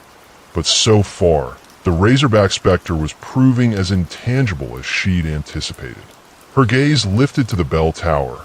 Midnight loomed, the witching hour's zenith, according to local folklore. She sighed, shut down her laptop, and adjusted the camera's position. She would persevere with her observations, even if merely as a formality. She owed it to herself, and perhaps even to the university, to be meticulous as the clock tower afar began tolling the hour, the final reverberation of midnight washing over the silent campus. Sarah riveted her attention to Old Main's darkened windows, and no movement, and no shadows, only the cold, unyielding glass reflecting the weak glimmer of the moon. She shivered, not from dread, but from the penetrating chill of the Arkansas night. She scribbled another entry. Midnight observation, negative, anomalous activity detected. Continued monitoring imperative. But as she wrote, a flickerer snagged her eye, a swift, nearly undetectable stirring behind one of the sealed windows of the bell tower. She blinked, dismissing it as an illusion of light. But then it transpired again that a fleeting silhouette, pacing to and fro, as if someone were imprisoned within. Sarah inhaled sharply, her skepticism faltering for the first time since her arrival. Could it be? Could the legend possess more substance than she'd initially surmised? She stabilized the camera, engaged the zoom, and commenced recording. Flickers in the dark. The fourth night tasted like ash. Sarah sagged against the plastic of her folding chair, the pale emission of her laptop painting shadows under her weary eyes. Tea, tepid and unsatisfying, had replaced her usual jolt of Java, a desperate gamble against a caffeine withdrawal migraine that threatened to break her resolve. Old Man hulkied before her, a stone leviathan swallowed by the night, its silence as impenetrable as its walls. Another hour, just 60 more minutes of grainy security feeds, of scrutinizing the bell tower's implacable facade, of wind whispering through the trees and the city's distant throne.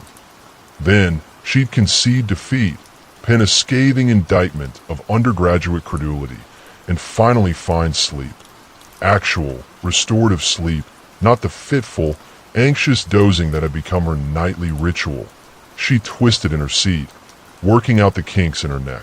The air had teeth tonight, a clammy cold that infiltrated her marrow despite the bulky sweater. She hugged herself, tugging at. The wool. Perhaps Eliza only manifested under specific atmospheric phenomena. Some arcane ballet of pressure and moisture. A dry chuckle rattled in her throat. She was starting to sound like one of the ghost hunting club members. At 11:53 p.m., she initiated the shutdown sequence. A weary sigh escaping her as she navigated the menus of a digital epitaph for the past 4 nights. A snapshot sent to the campus paper with a title like Razorback Spectre Debunked. That's when something flickered. Not a banshee wail, no spectral apparition gliding through the air, but something more subtle, something that hit her breath in her throat. An anomaly, a faint, ambiguous disturbance behind one of the bell tower's sealed windows. Her fingers danced across the keyboard, canceling the shutdown. Her pulse hammered a frantic rhythm as she maximized the feed from camera 2, trained on the tower's eastern face. There! Again, that a fleeting obscurity, darker than the ancient. Stone, shifting almost imperceptibly. What in the world? She breathed, the words barely audible. She tweaked the camera settings, adjusting contrast and brightness. The image pixelated, blurring edges, but the movement endured. IT was there undeniably, however faint. Her hands, suddenly clammy, activated the infrared filter. The bell tower windows radiated an eerie luminescence, highlighting every seam and fissure in the weathered stone. The obscure shapes seemed to deepen, to solidify, taking on a strange, undefined form. Almost humanoid. She zeroed in on a specific window, nearest the clock face, there for a heartbeat. A suggestion of a head and shoulders materialized, then vanished, absorbed by the shadows. Sarah scribbled furiously in her notebook, attempting to record every detail, every nuance of the ephemeral images. Time became fluid, contracting as she worked. The seconds a frantic race, a premonition whispered that a single blink would cost her everything. She reasoned that it must be a trick of the light, a mirror. Reflection, but there was nothing outside, just the vacant night and the moon's unwavering vigilance. And branches swayed. No vehicles could have cast shadows at that altitude, 12:07 am. The shadows evaporated as suddenly as they'd arrived. The bell tower stood immutable, a solid block of stone. The monitors displayed only unyielding static. Sarah leaned back, her body thrumming with adrenaline. She felt depleted, yet charged with a strange energy. She possessed something tangible. She had proof she packed her gear with renewed zeal, her movements swift and precise. Back in her dorm, she uploaded the footage, her fingers itching to analyze every frame. The next hours dissolved in a digital haze. She magnified, sharpened, and filtered the video, hunting for an explanation, a logical basis for what she'd witnessed. She considered dust, technical malfunctions, and even her own sleep-deprived perceptions, but the obscure shapes remained. When she reduced the speed to a glacial pace, they became clearer, vague, amorphous entities shifting behind the sealed panes. They seemed to float, to glide, with a disturbing absence of direction.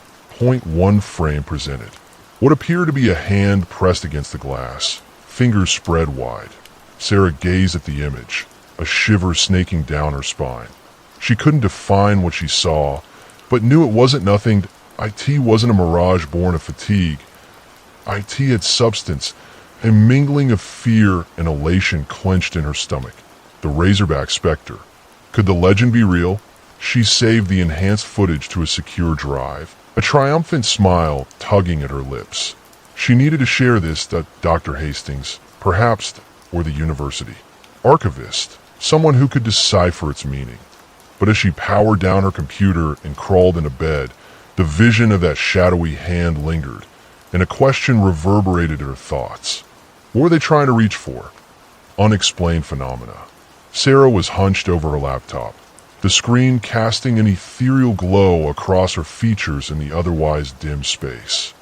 Hours dissolved as she concentrated, solely focused on making sense of the blurred security video, she'd isolated the critical moments. The writhing, shapeless silhouettes that materialized behind the grimy panes of Old Maine's bell tower. The digital clock in the corner flashed. 3:17 a.m., a silent taunt.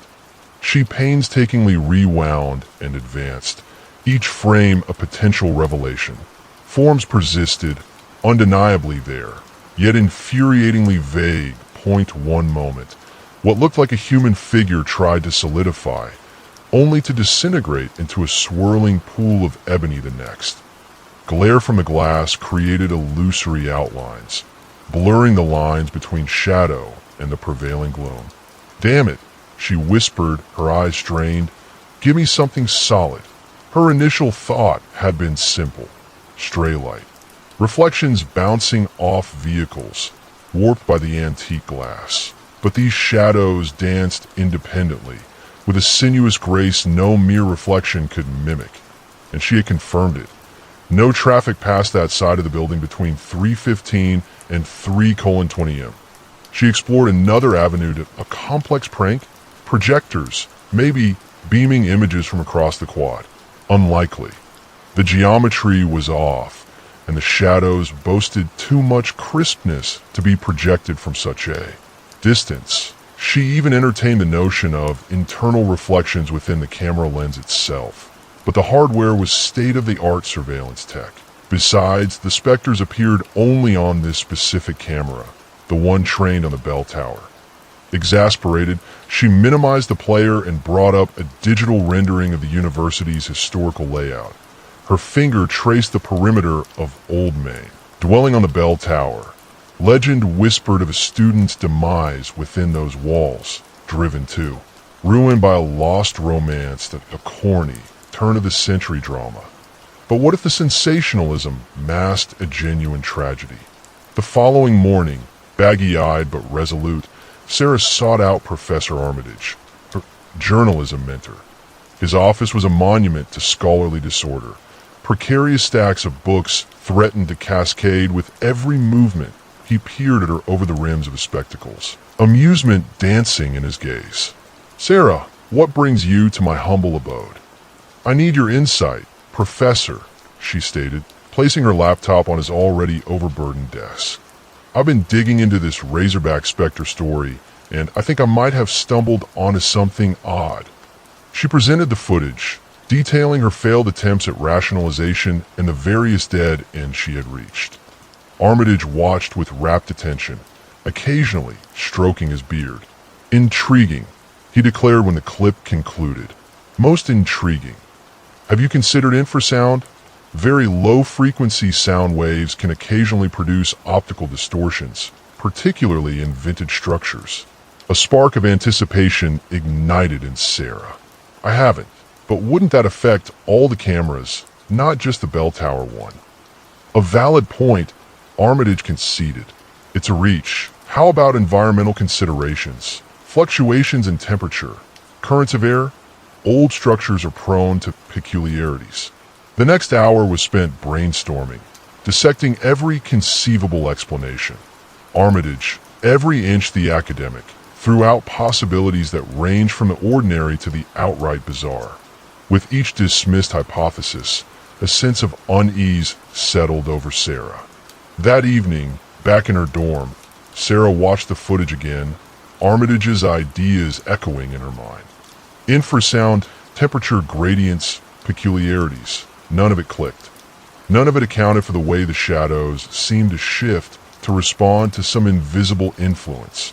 She zoomed in until a single frame filled the screen, highlighting what looked like an arm projecting from the bulk of the darkness. That IT wasn't a blemish on the glass. That IT wasn't a reflection. That IT was something else entirely. That A. Shiver traced her spine, the warmth of the room doing little to suppress it. Her skepticism, usually a steadfast ally, wavered.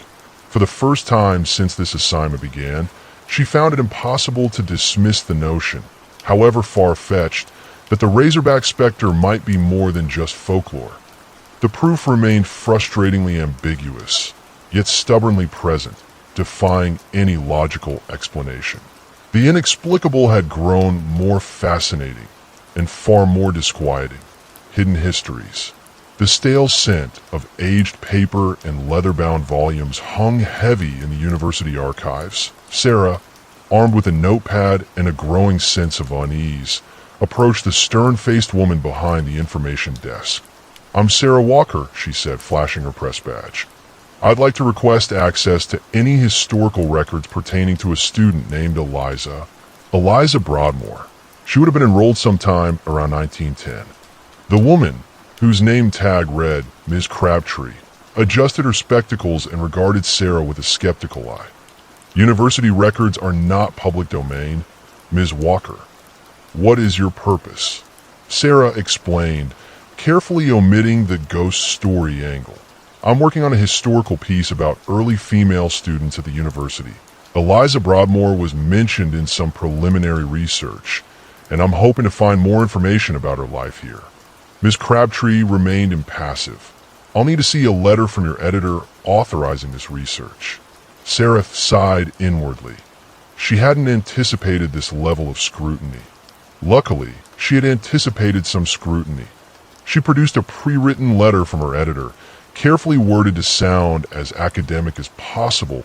Ms. Crabtree examined it with a suspicious air before finally relenting. "Very well. Follow me." She led Sarah through a labyrinth of towering shelves, the air growing colder with each step. They stopped before a section labeled Student Affairs, early 20th century. Ms. Crabtree pulled a heavy, leather-bound ledger from the shelf. "This contains enrollment records, disciplinary actions, and other relevant information that you'll need to sign in and out, and no food or drink is permitted in the archives." Sarah thanked her and watched as Ms. Crabtree retreated back to her desk, her eyes still fixed on Sarah's every move. Alone amidst the silent history, Sarah opened the ledger. The spidery handwriting listed names, dates, and brief summaries of student life. It took her nearly an hour to find Eliza Broadmoor's name. Asterisk Broadmoor, Eliza, enrolled. 1909. Course of study. Literature, notes. Exceptional academic performance. Deceased, 1911. Asterisk. Sarah's heart skipped a beat. Deceased. The word felt cold and final. She flipped through subsequent pages, searching for any further information about the circumstances of her death. There was nothing. Frustrated, Sarah turned to the index and scanned for related files. She found a reference to a file labeled Broadmoor, Eliza, Incident Report. Her pulse quickened. She requested the file from Ms. Crabtree, who retrieved it with a noticeable lack of enthusiasm. The file was thin, containing only a few documents. The first was a yellowed newspaper clipping from the Arkansas Traveler, dated November 12, 1911. The headline read, "University Mourns Loss of Student." The article described Eliza as a bright and promising young woman who had died after a sudden and unexpected illness. There were the usual platitudes about her contributions to the university and condolences to her family. Sarah frowned. Sudden and unexpected illness? That didn't align with the legend. The Razorback Spectre was born of heartbreak, not sickness. She continued reading, her eyes scanning for inconsistencies. Another clipping from a smaller, less reputable paper caught her attention. It was buried at the bottom of the file, as if someone had tried to hide it. The headline was more sensational. "Student death shrouded in mystery?" The article hinted at rumors circulating on campus about the true cause of Eliza's death. The IT mentioned a discreet investigation by university officials and suggested a possible cover-up. The article was unsigned and riddled with vague accusations, but it planted a seed of doubt in Sarah's mind. The final document in the file was a brief memo from the university president to the dean of students. It instructed him to ensure that all information regarding the Broadmoor case remains confidential and to cooperate fully with the family's wishes for privacy. Sarah reread the memo, her brow furrowed. Why the need for such secrecy? What were they trying to hide? The sudden illness narrative felt increasingly flimsy. The weight of the university's silence pressed down on her. heavy and suffocating. She closed the file, her mind racing. The official story didn't add up. There was something more to Eliza Broadmoor's death than a simple illness, and Sarah was determined to find out what it was. The legend of the Razorback Spectre might be just that, a legend, but the story of Eliza Broadmoor was undeniably real, and it deserved to be told. She returned the file to Ms. Crabtree, a newfound determination hardening her gaze. This wasn't just a fluff piece anymore. This was a story worth digging for. The Professor's Secret. Sunbeams, thick with floating dust, knifed through the archive's lone window. Sarah stooped over an aged ledger, fought off a sneeze. She pinched her nose, willing it to subside. Eliza Broadmoor's elegant script marched across the page, chronicling daily minutiae, ribbons, stationery, a new pair of kid gloves, trivialities, offering only the faintest glimpse into a life extinguished too soon. Leafing through the brittle pages, frustration gnawed at Sarah. The official account presented an impenetrable facade. Then, buried near the ledger's end, amidst fastidious notations of fabric samples and tea blends, a different hand emerged, rushed, almost desperate. The ink, once vibrant, was now a faded sepia echo, a lone entry, penned just weeks before Eliza's demise. The Professor, still he demurs, claims it would ruin him utterly. What am I to do, dear God? Sarah's breath snagged. The archive air, stagnant and stale, suddenly felt oppressive, laden with a century of buried sorrow. She traced the poignant words with a fingertip, the skin prickling. The Professor. Who was this man, and what vital request had he denied? Her gaze darted across the familiar script, hunting for any stray clue, any further allusion. While Eliza never explicitly confessed to a pregnancy, the diary entry implied as much. Sarah returned to the ledger's opening pages. Eliza had purchased an unseasonal cloak, her expenditures on victuals increased, and she had noticeably lessened her visits to town, also lamenting in her journal of persistent fatigue and indisposition that a fresh wave of nausea assaulted Sarah, a queasy blend of aged parchment and a nascent comprehension. The university, so eager to peddle its narrative of accidental passing, had suppressed something far darker. She cross-referenced the ledger with documents Ms. Crabtree had reluctantly unearthed, faculty rosters, records of university events, even brittle newspaper clippings. The task was arduous, a painstaking process of deduction fueled by instinct and scattered details. She scrupulously logged the dates and locations of Eliza's public appearances. Several English literature professors held appointments at the time, but only one, Professor Davies, possessed a reputation that lingered even a century on a lauded academic, celebrated for his stirring lectures and a pronounced appreciation of female company, but a notorious philanderer in his day. Sarah remembered Miss Crabtree's offhand remark about Professor Davies being charming, though prone to lapses in judgment. The archivist, despite her initial reticence, had inadvertently tossed Sarah a lifeline. Circumstantial evidence accumulated like gathering storm clouds. Eliza had attended Professor Davies's lectures. His name appeared frequently in her notes, often underscored.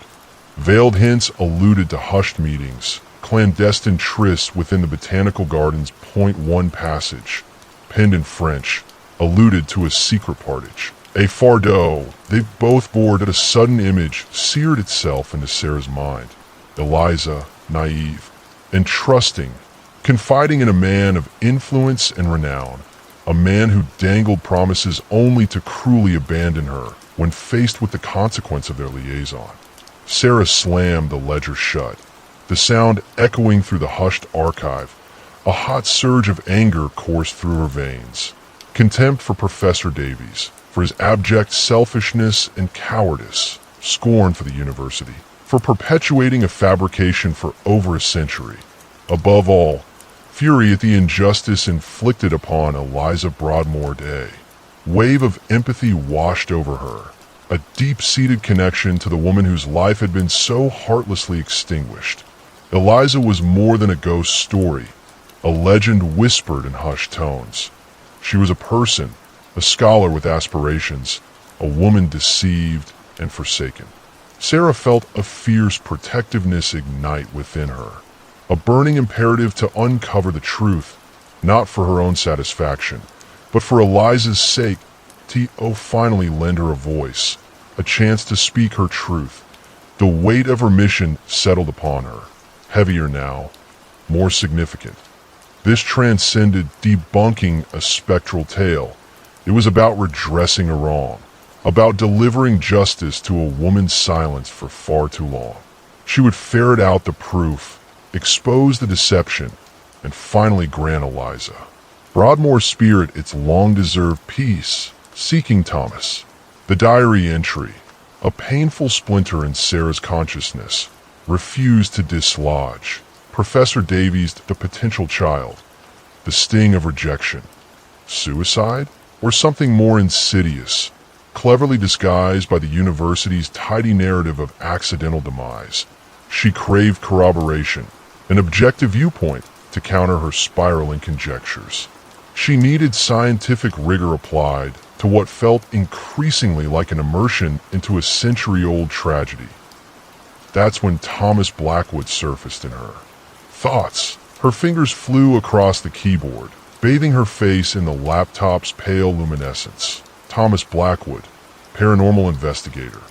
His website was a vibrant, almost chaotic blend of spectral imagery, scientific schematics, and testimonials. Not some backwoods charlatan, Blackwood presented himself as a parascientific researcher, endeavoring to bridge the gap between the spectral and the tangible.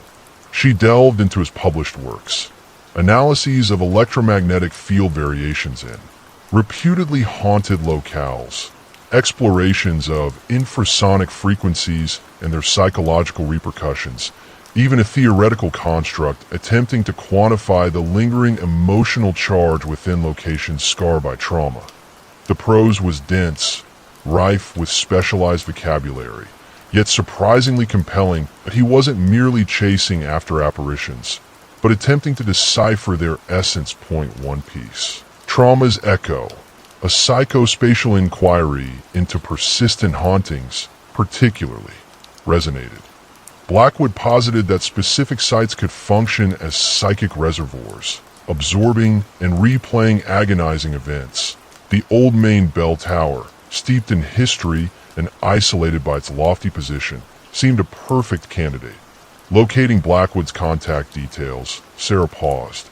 Reaching out to an investigator, the unexplained felt like crossing a threshold, implicitly acknowledging, at least to herself, that the Razorback Spectre might be more than just campus lore. Yet, the vision of Eliza, isolated and desperate, spurred her onward. She composed an email, carefully omitting any mention of the journal or Professor Davies. Instead, she presented herself as a journalist researching the Razorback Spectre legend and described discovering unusual historical inconsistencies meriting further exploration. She stressed the historical perspective, minimizing any overt paranormal slant. His response arrived quicker than anticipated, just shy of dawn. Ms. Walker, it began, your inquiry concerning the Razorback Spectre has caught my attention. Fayetteville has always been a focal point for intriguing phenomena. I'd be happy to discuss this. Are you available for a conversation this afternoon? His number followed. Sarah spent the morning immersed in Blackwood's writings, preempting his potential inquiries and structuring a logical account. She rehearsed outlining her discoveries, focusing on discrepancies in the official accounts and strange irregularities in Eliza's documented life. When the phone shrilled at precisely 2 p.m., Sarah startled. Thomas Blackwood speaking. A slightly reedy voice announced. A faint electronic hum filled the background, like the whisper of specialized machinery. Mr. Blackwood, thank you for calling, Sarah replied, striving for professional composure. I appreciate your time. The pleasure is all mine, Ms. Walker.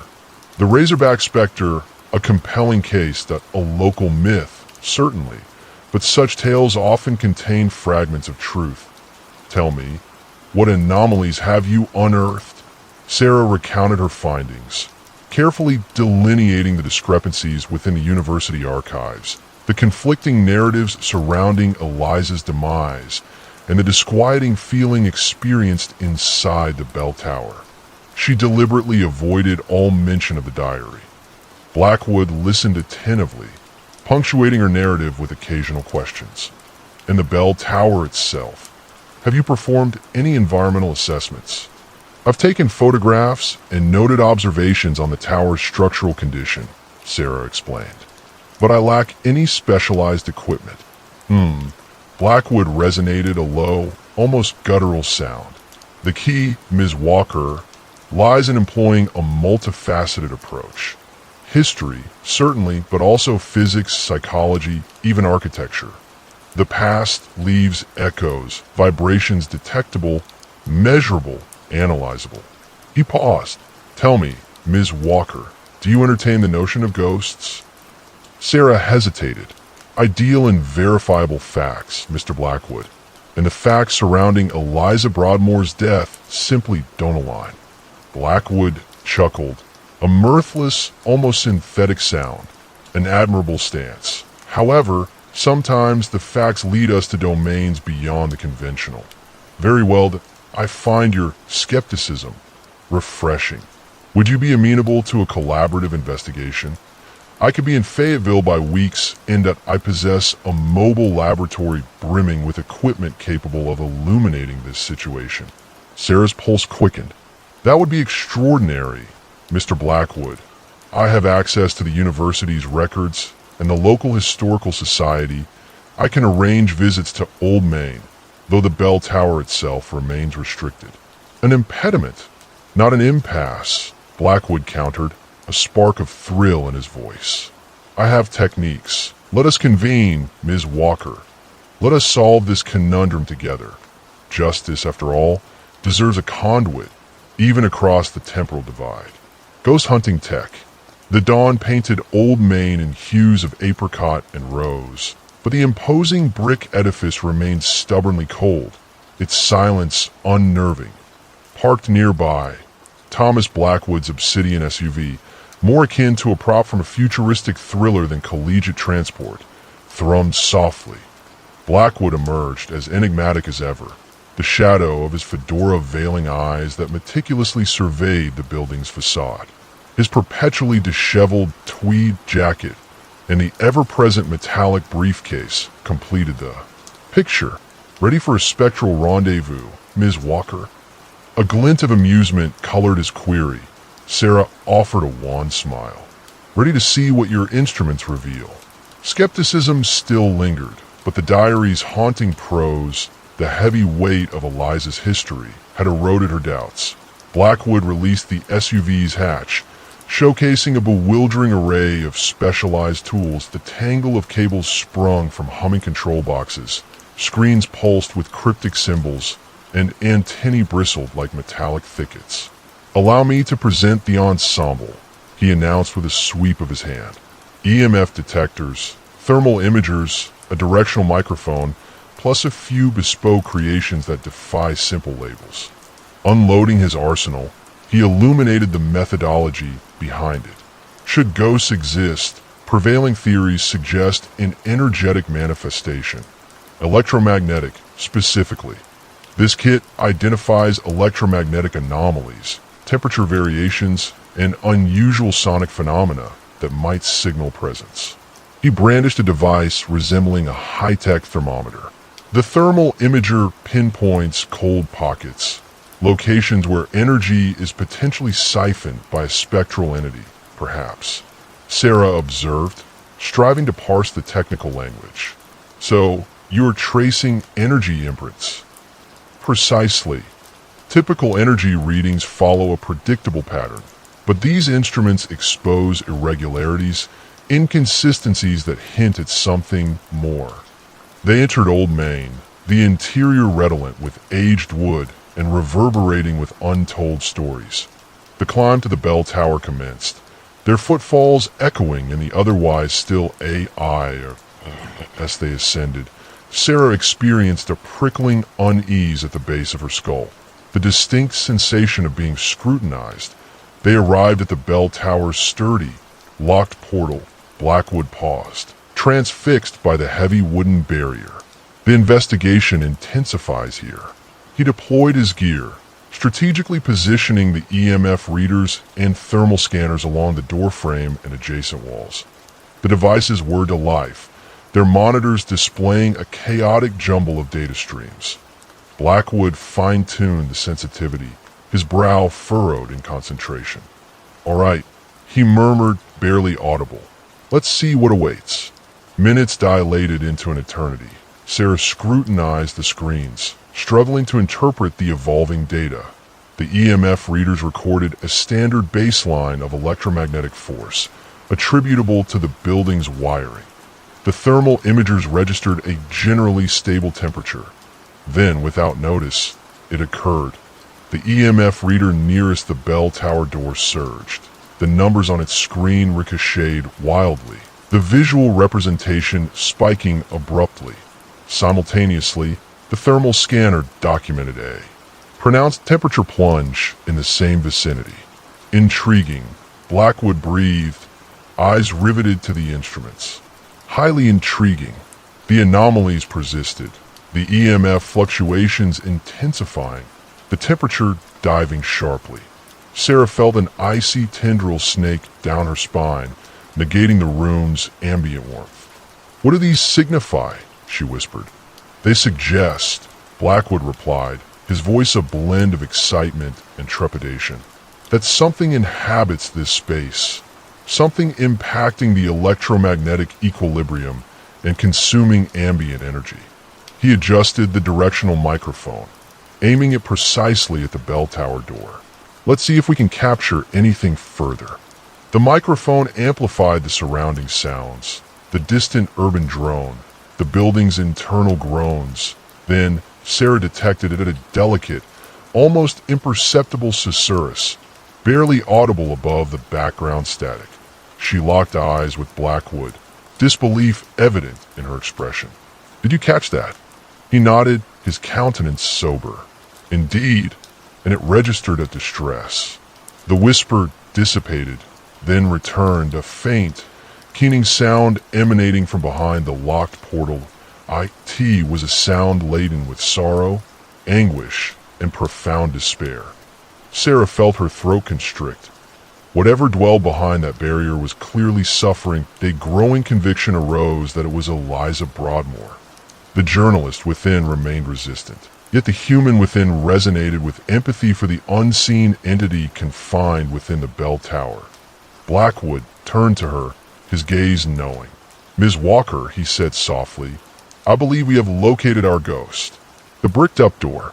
The chill intensified as they descended into Old Main's basement.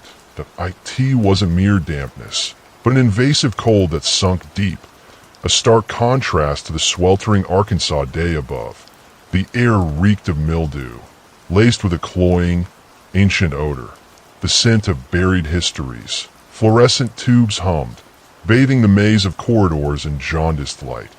Condensation dripped from a tangle of pipes onto the stained concrete. "The blueprints are unhelpful," Blackwood admitted, his voice echoing in the subterranean space. He clutched a frayed, oversized document, its edges brittle.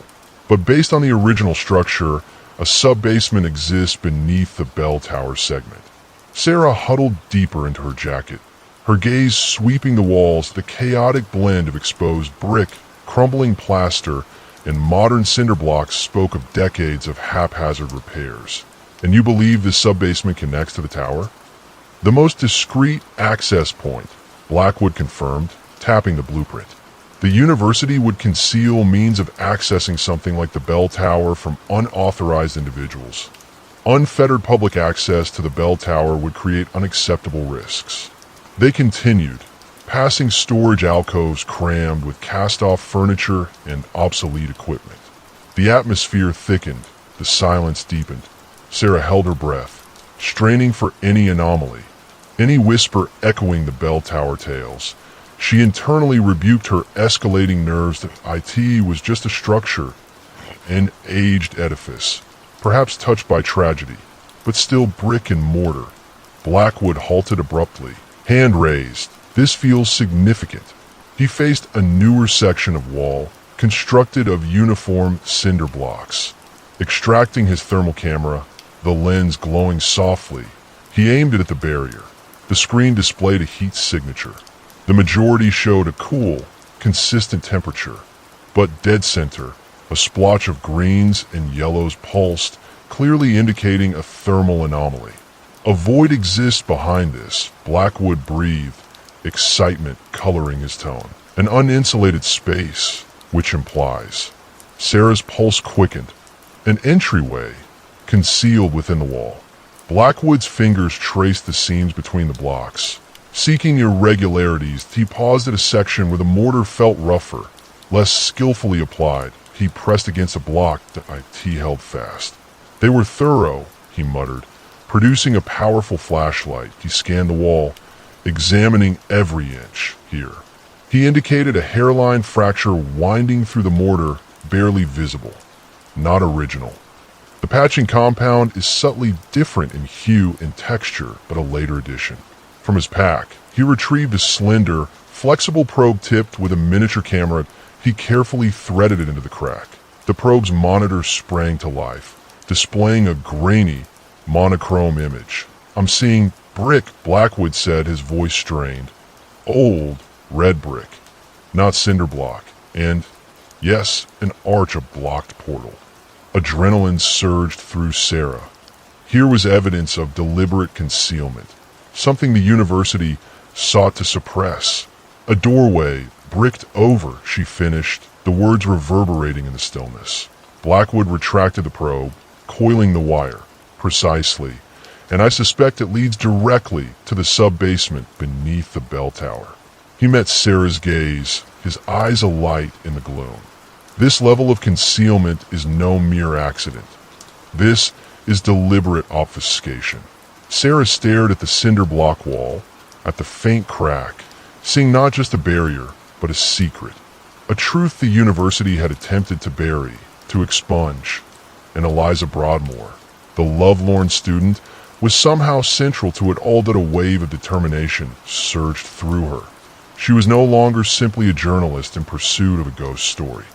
She was an investigator, a champion of truth, and she wouldn't relent until she exposed the full story of Eliza Broadmoor's fate and the reasons behind the university's elaborate cover-up into the tower. The cinder blocks came away surprisingly easily, a testament to decades of neglect and damp. Sarah wiped sweat from her brow, the gritty dust clinging to her skin. "Think anyone heard us?" she whispered, her voice barely audible above the thrum of the late-night campus. Blackwood, his face illuminated by the beam of his headlamp, shook his head. "Everyone's either studying or otherwise occupied besides. This part of the basement is practically forgotten." He'd insisted on bringing a small sledgehammer, claiming finesse wasn't going to cut it with turn-of-the-century brickwork. He'd been right. Sarah stepped back as Blackwood swung the hammer. The dull thud echoing in the confined space, a spiderweb of cracks appeared around the point of impact. Another swing, and a chunk of brick crumbled inward, revealing the darkness beyond. The air shifted, a subtle change in pressure that made the hairs on Sarah's arms stand on end. "Ready?" Blackwood asked, his voice low and serious. He held the hammer loosely in one hand, the other resting on the brick wall, as if expecting it to retaliate. Sarah took a deep breath.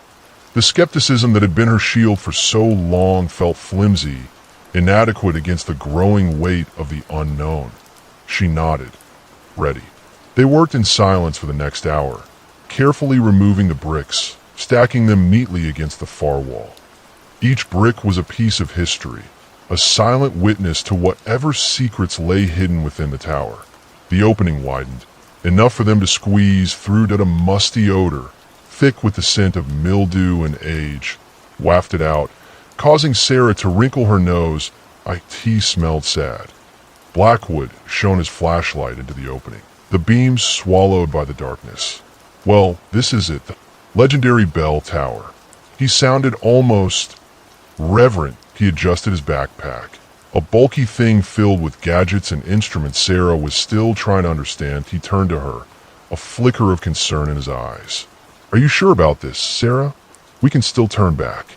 She met his gaze, her own resolve hardening. Too much had happened. Too many strange occurrences. Too many inconsistencies in the official story. Eliza Broadmoor deserved the truth, and Sarah was determined to find it. No, she said firmly. Let's go. Blackwood nodded, a ghost of a smile playing on his lips. He slipped through the opening, disappearing into the darkness. Sarah followed, ducking her head to avoid scraping it against the remaining brickwork. The air inside was noticeably colder, a biting chill that seeped into her bones. She shivered, pulling her jacket tighter around her. Blackwood was already a few feet away, his flashlight beam dancing across the rough stone walls. The space was circular, the walls curving upward into what she assumed was the base of the tower. Dust motes swirled in the air, illuminated by the flashlight, creating an almost ethereal effect. Wow, Sarah breathed, her voice echoing slightly. The air felt heavy, laden with unspoken stories. Blackwood was silent, his gaze fixed on something across the room. He moved slowly, cautiously, as if afraid of disturbing something. Sarah followed, her heart pounding in her chest. In the center of the room, resting on a small, rickety wooden table, was a book. Its leather cover was cracked and faded, the pages yellowed and brittle. Blackwood reached out, his hand hovering over it for a moment before gently picking it up. What is it? Sarah asked, her voice barely a whisper. Blackwood turned the book towards her, revealing the title embossed in faded gold lettering. Eliza Broadmoor's diary. Sarah gasped. Eliza's diary. Here. After all this time, Blackwood carefully opened the book, his fingers trembling slightly. The first page was filled with elegant, flowing script. He began to read aloud, his voice hushed with reverence. Asterisk October 14th. 1911, the days grow shorter, and a darkness settles over the campus and over my heart.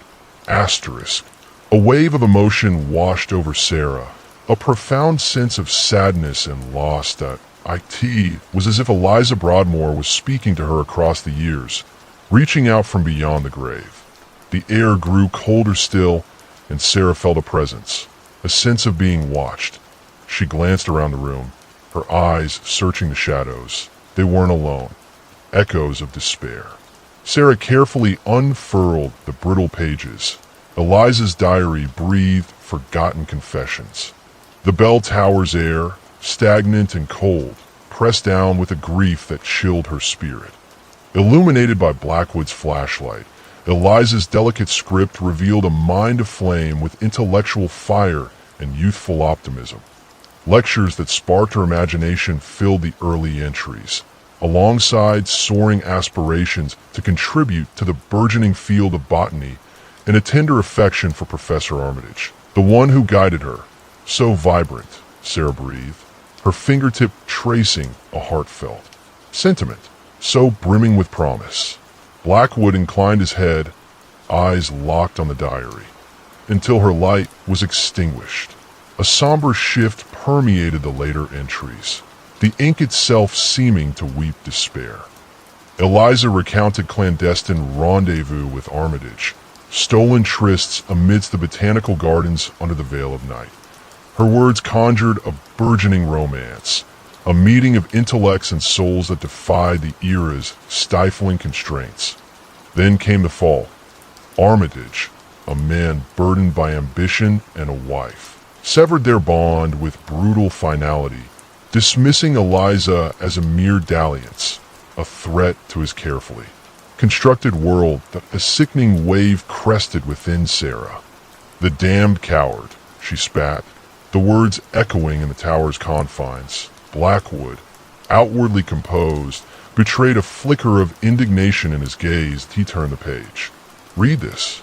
Eliza's penmanship had fractured, becoming a jagged reflection of inner turmoil.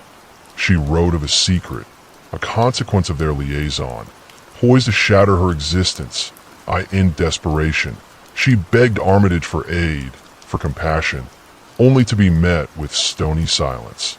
The final entry was a chilling adieu, a lament for innocence squandered and a life curtailed before it could truly blossom.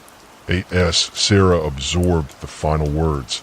The tower's shadows seemed to congeal, swirling like a tangible darkness. The temperature plunged, an icy tendril of wind weaving through the ancient stonework's cracks. Sarah shuddered, drawing her jacket tighter. "Did you feel that?" she whispered, her voice thready. Blackwood affirmed with a grave expression. "We are not alone."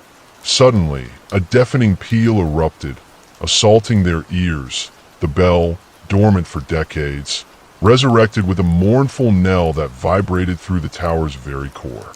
The sound possessed a chaotic rhythm, a struggle with its heavy iron tongue. Sarah recoiled, her pulse hammering. "What is happening?"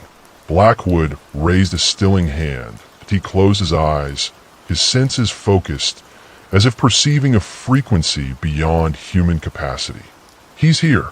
A spectral figure coalesced in the tower's heart, translucent and shimmering. That it was a man, gaunt and towering, with sunken eyes and a perpetually haunted mien. Professor Armitage. "Eliza," the apparition groaned, his voice a dry rustle that seemed to seep from the stones. "Why do you deny me peace?" Another figure flickered into existence beside him, a woman, her form ephemeral and filled with sorrow. Eliza Broadmoor. "Peace?" she cried, her voice laced with anguish. "You condemned me to this existence. You stole everything and left me to perish. I never intended this." Armitage pleaded, his translucent hands reaching out. "It was an error, a lapse in judgment." "An error?" Eliza shrieked. "My life was an error. My death a mere oversight."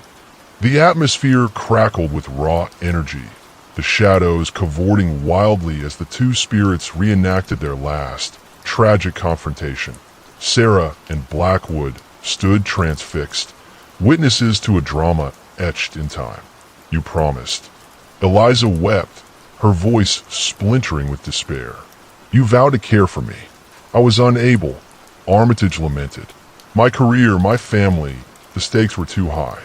And my life held no value." Eliza retorted. "Was I so inconsequential?" The bell relentlessly tolled, a somber reminder of the tragedy enshrined within these walls. The professor's spirit reached for Eliza, his hand passing through her form. Eliza recoiled, her spectral essence shimmering, then dissolving. "I will never grant you absolution," she whispered, her voice heavy with eternal grief. "Never." And then she vanished, leaving Armitage's ghost alone in the tower's center, consumed by regret and remorse. The bell's lament gradually faded, the resulting silence more profound than the preceding clamor. Sarah stared at the empty space where Eliza had stood, her mind reeling from the spectacle. The diary lay open, a tangible vestige of the vibrant woman whose life had been brutally extinguished. Blackwood advanced, his gaze locked on the professor's spirit. "It is time to answer for your transgressions, Armitage," he declared, his tone imbued with an unexpected authority. "Your secrets are forfeit." The professor's ghost swiveled, his hollow eyes brimming with terror and resistance. "You can prove nothing," he hissed, his voice laced with desperation. "That was long ago. The truth lies buried." "Some truths defy the grave," Sarah countered, her voice resonating with newfound resolve. "And we will ensure this one sees daylight. Truth and remembrance." "You coward!" Sarah's voice echoed in the cramped bell tower, bouncing off the cold, unforgiving stone. The spectral figure of Professor Armitage flinched, his translucent form flickering like a dying ember. "You left her, pregnant and alone. You destroyed her life with your ambition." Blackwood stood beside her, a silent sentinel, his presence a grounding force against the swirling emotions that threatened to consume Sarah. He'd seen worse, felt worse. But the raw grief emanating from Eliza's diary had even touched his hardened soul. Armitage's ghost remained silent, his spectral eyes downcast, a picture of shame, or perhaps just a phantom's echo of remorse. The air crackled with unspoken accusations. The weight of Eliza's suffering a tangible presence in the room. Sarah stepped closer, her voice softening, though the steel in her tone remained. Eliza deserved better. She deserved to be loved, to be cherished, not discarded like some inconvenient mistake. She turned her gaze towards the shadows that clung to the corners of the tower, the remnants of Eliza's pain. "I promise you, Eliza," she said, her voice clear and resolute. "I promise you I will tell your story. I will make sure everyone knows what happened here. Your name will not be forgotten." A faint light seemed to emanate from the shadows, a flicker of acknowledgement, perhaps even gratitude. That Armitage's spectral form trembled, then slowly began to fade. The oppressive atmosphere in the tower seemed to lighten, the oppressive weight lifting slightly. I was wrong." His voice rasped, barely audible. So wrong. The last vestiges of his image dissolved into the air, leaving only the lingering scent of dust and regret. The shadows didn't vanish, but they seemed less menacing, less alive. Blackwood nodded, his expression grim. "It's time to seal this place, Sarah. Time to let it rest." He produced a small pouch from his coat, extracting a handful of iron filings and a sprig of dried sage. He carefully scattered the filings around the base of the sealed doorway, then lit the sage, its pungent smoke swirling around them. "Iron disrupts spectral energy," he explained, his voice low. "The sage will cleanse the lingering residue. It's not a permanent solution, but it will help." Working together, they reinforced the makeshift barrier, wedging stones and wooden planks against the door, ensuring it was as secure as they could make it as they worked. Sarah couldn't shake the feeling that they were not just sealing a doorway, but closing a chapter, locking away a painful secret that had festered for far too long. Finally, they stood back, surveying their work. The air felt cleaner, lighter. The oppressive atmosphere had dissipated, replaced by a fragile sense of peace. "Let's go," Blackwood said, his hand resting lightly on Sarah's arm. "It's done for now." They descended the winding staircase in silence. Each lost in their own thoughts, Sarah's mind was already racing, piecing together the puzzle, formulating the article that would finally expose the truth. Back in her apartment, fueled by adrenaline and a fierce sense of purpose, Sarah began to write. She pored over Eliza's diary, meticulously transcribing the entries, weaving them into a narrative that was both heartbreaking and infuriating. She detailed the university's history, the whispers and rumors that had circulated for years, the hushed-up scandal that had been deliberately buried. She named names, she presented evidence, she told the truth, no matter how uncomfortable it might be. The article, titled "The Razorback Spectre, Unmasking a Century of Silence," was a bombshell that IT was picked up by national news outlets, sparking outrage and disbelief. The University of Arkansas was thrown into turmoil, forced to address the allegations. An internal investigation was launched, uncovering long-forgotten documents and corroborating much of Sarah's research. The fallout was swift and decisive. Professor Armitage's name was removed from buildings and scholarships. The university issued a formal apology to Eliza Broadmoor and her descendants, and a movement began to erect a memorial in her honor, a place where students could reflect on the past and remember the young woman whose life had been tragically cut short. Sarah watched it all unfold, a mixture of satisfaction and sorrow swirling. Within her, she had exposed the truth, but she knew that nothing could truly bring Eliza back. Weeks later, Sarah found herself standing in front of the old main bell tower. The newly erected memorial, a simple stone bench inscribed with Eliza's name and a quote from her diary, stood nearby. The sun was setting, casting long shadows across the campus. She looked up at the tower, at the sealed windows that had once held so much pain and despair. The shadows were gone, vanished. The windows reflected the vibrant colors of the sunset, a testament to the enduring power of hope and remembrance. Eliza was finally at peace.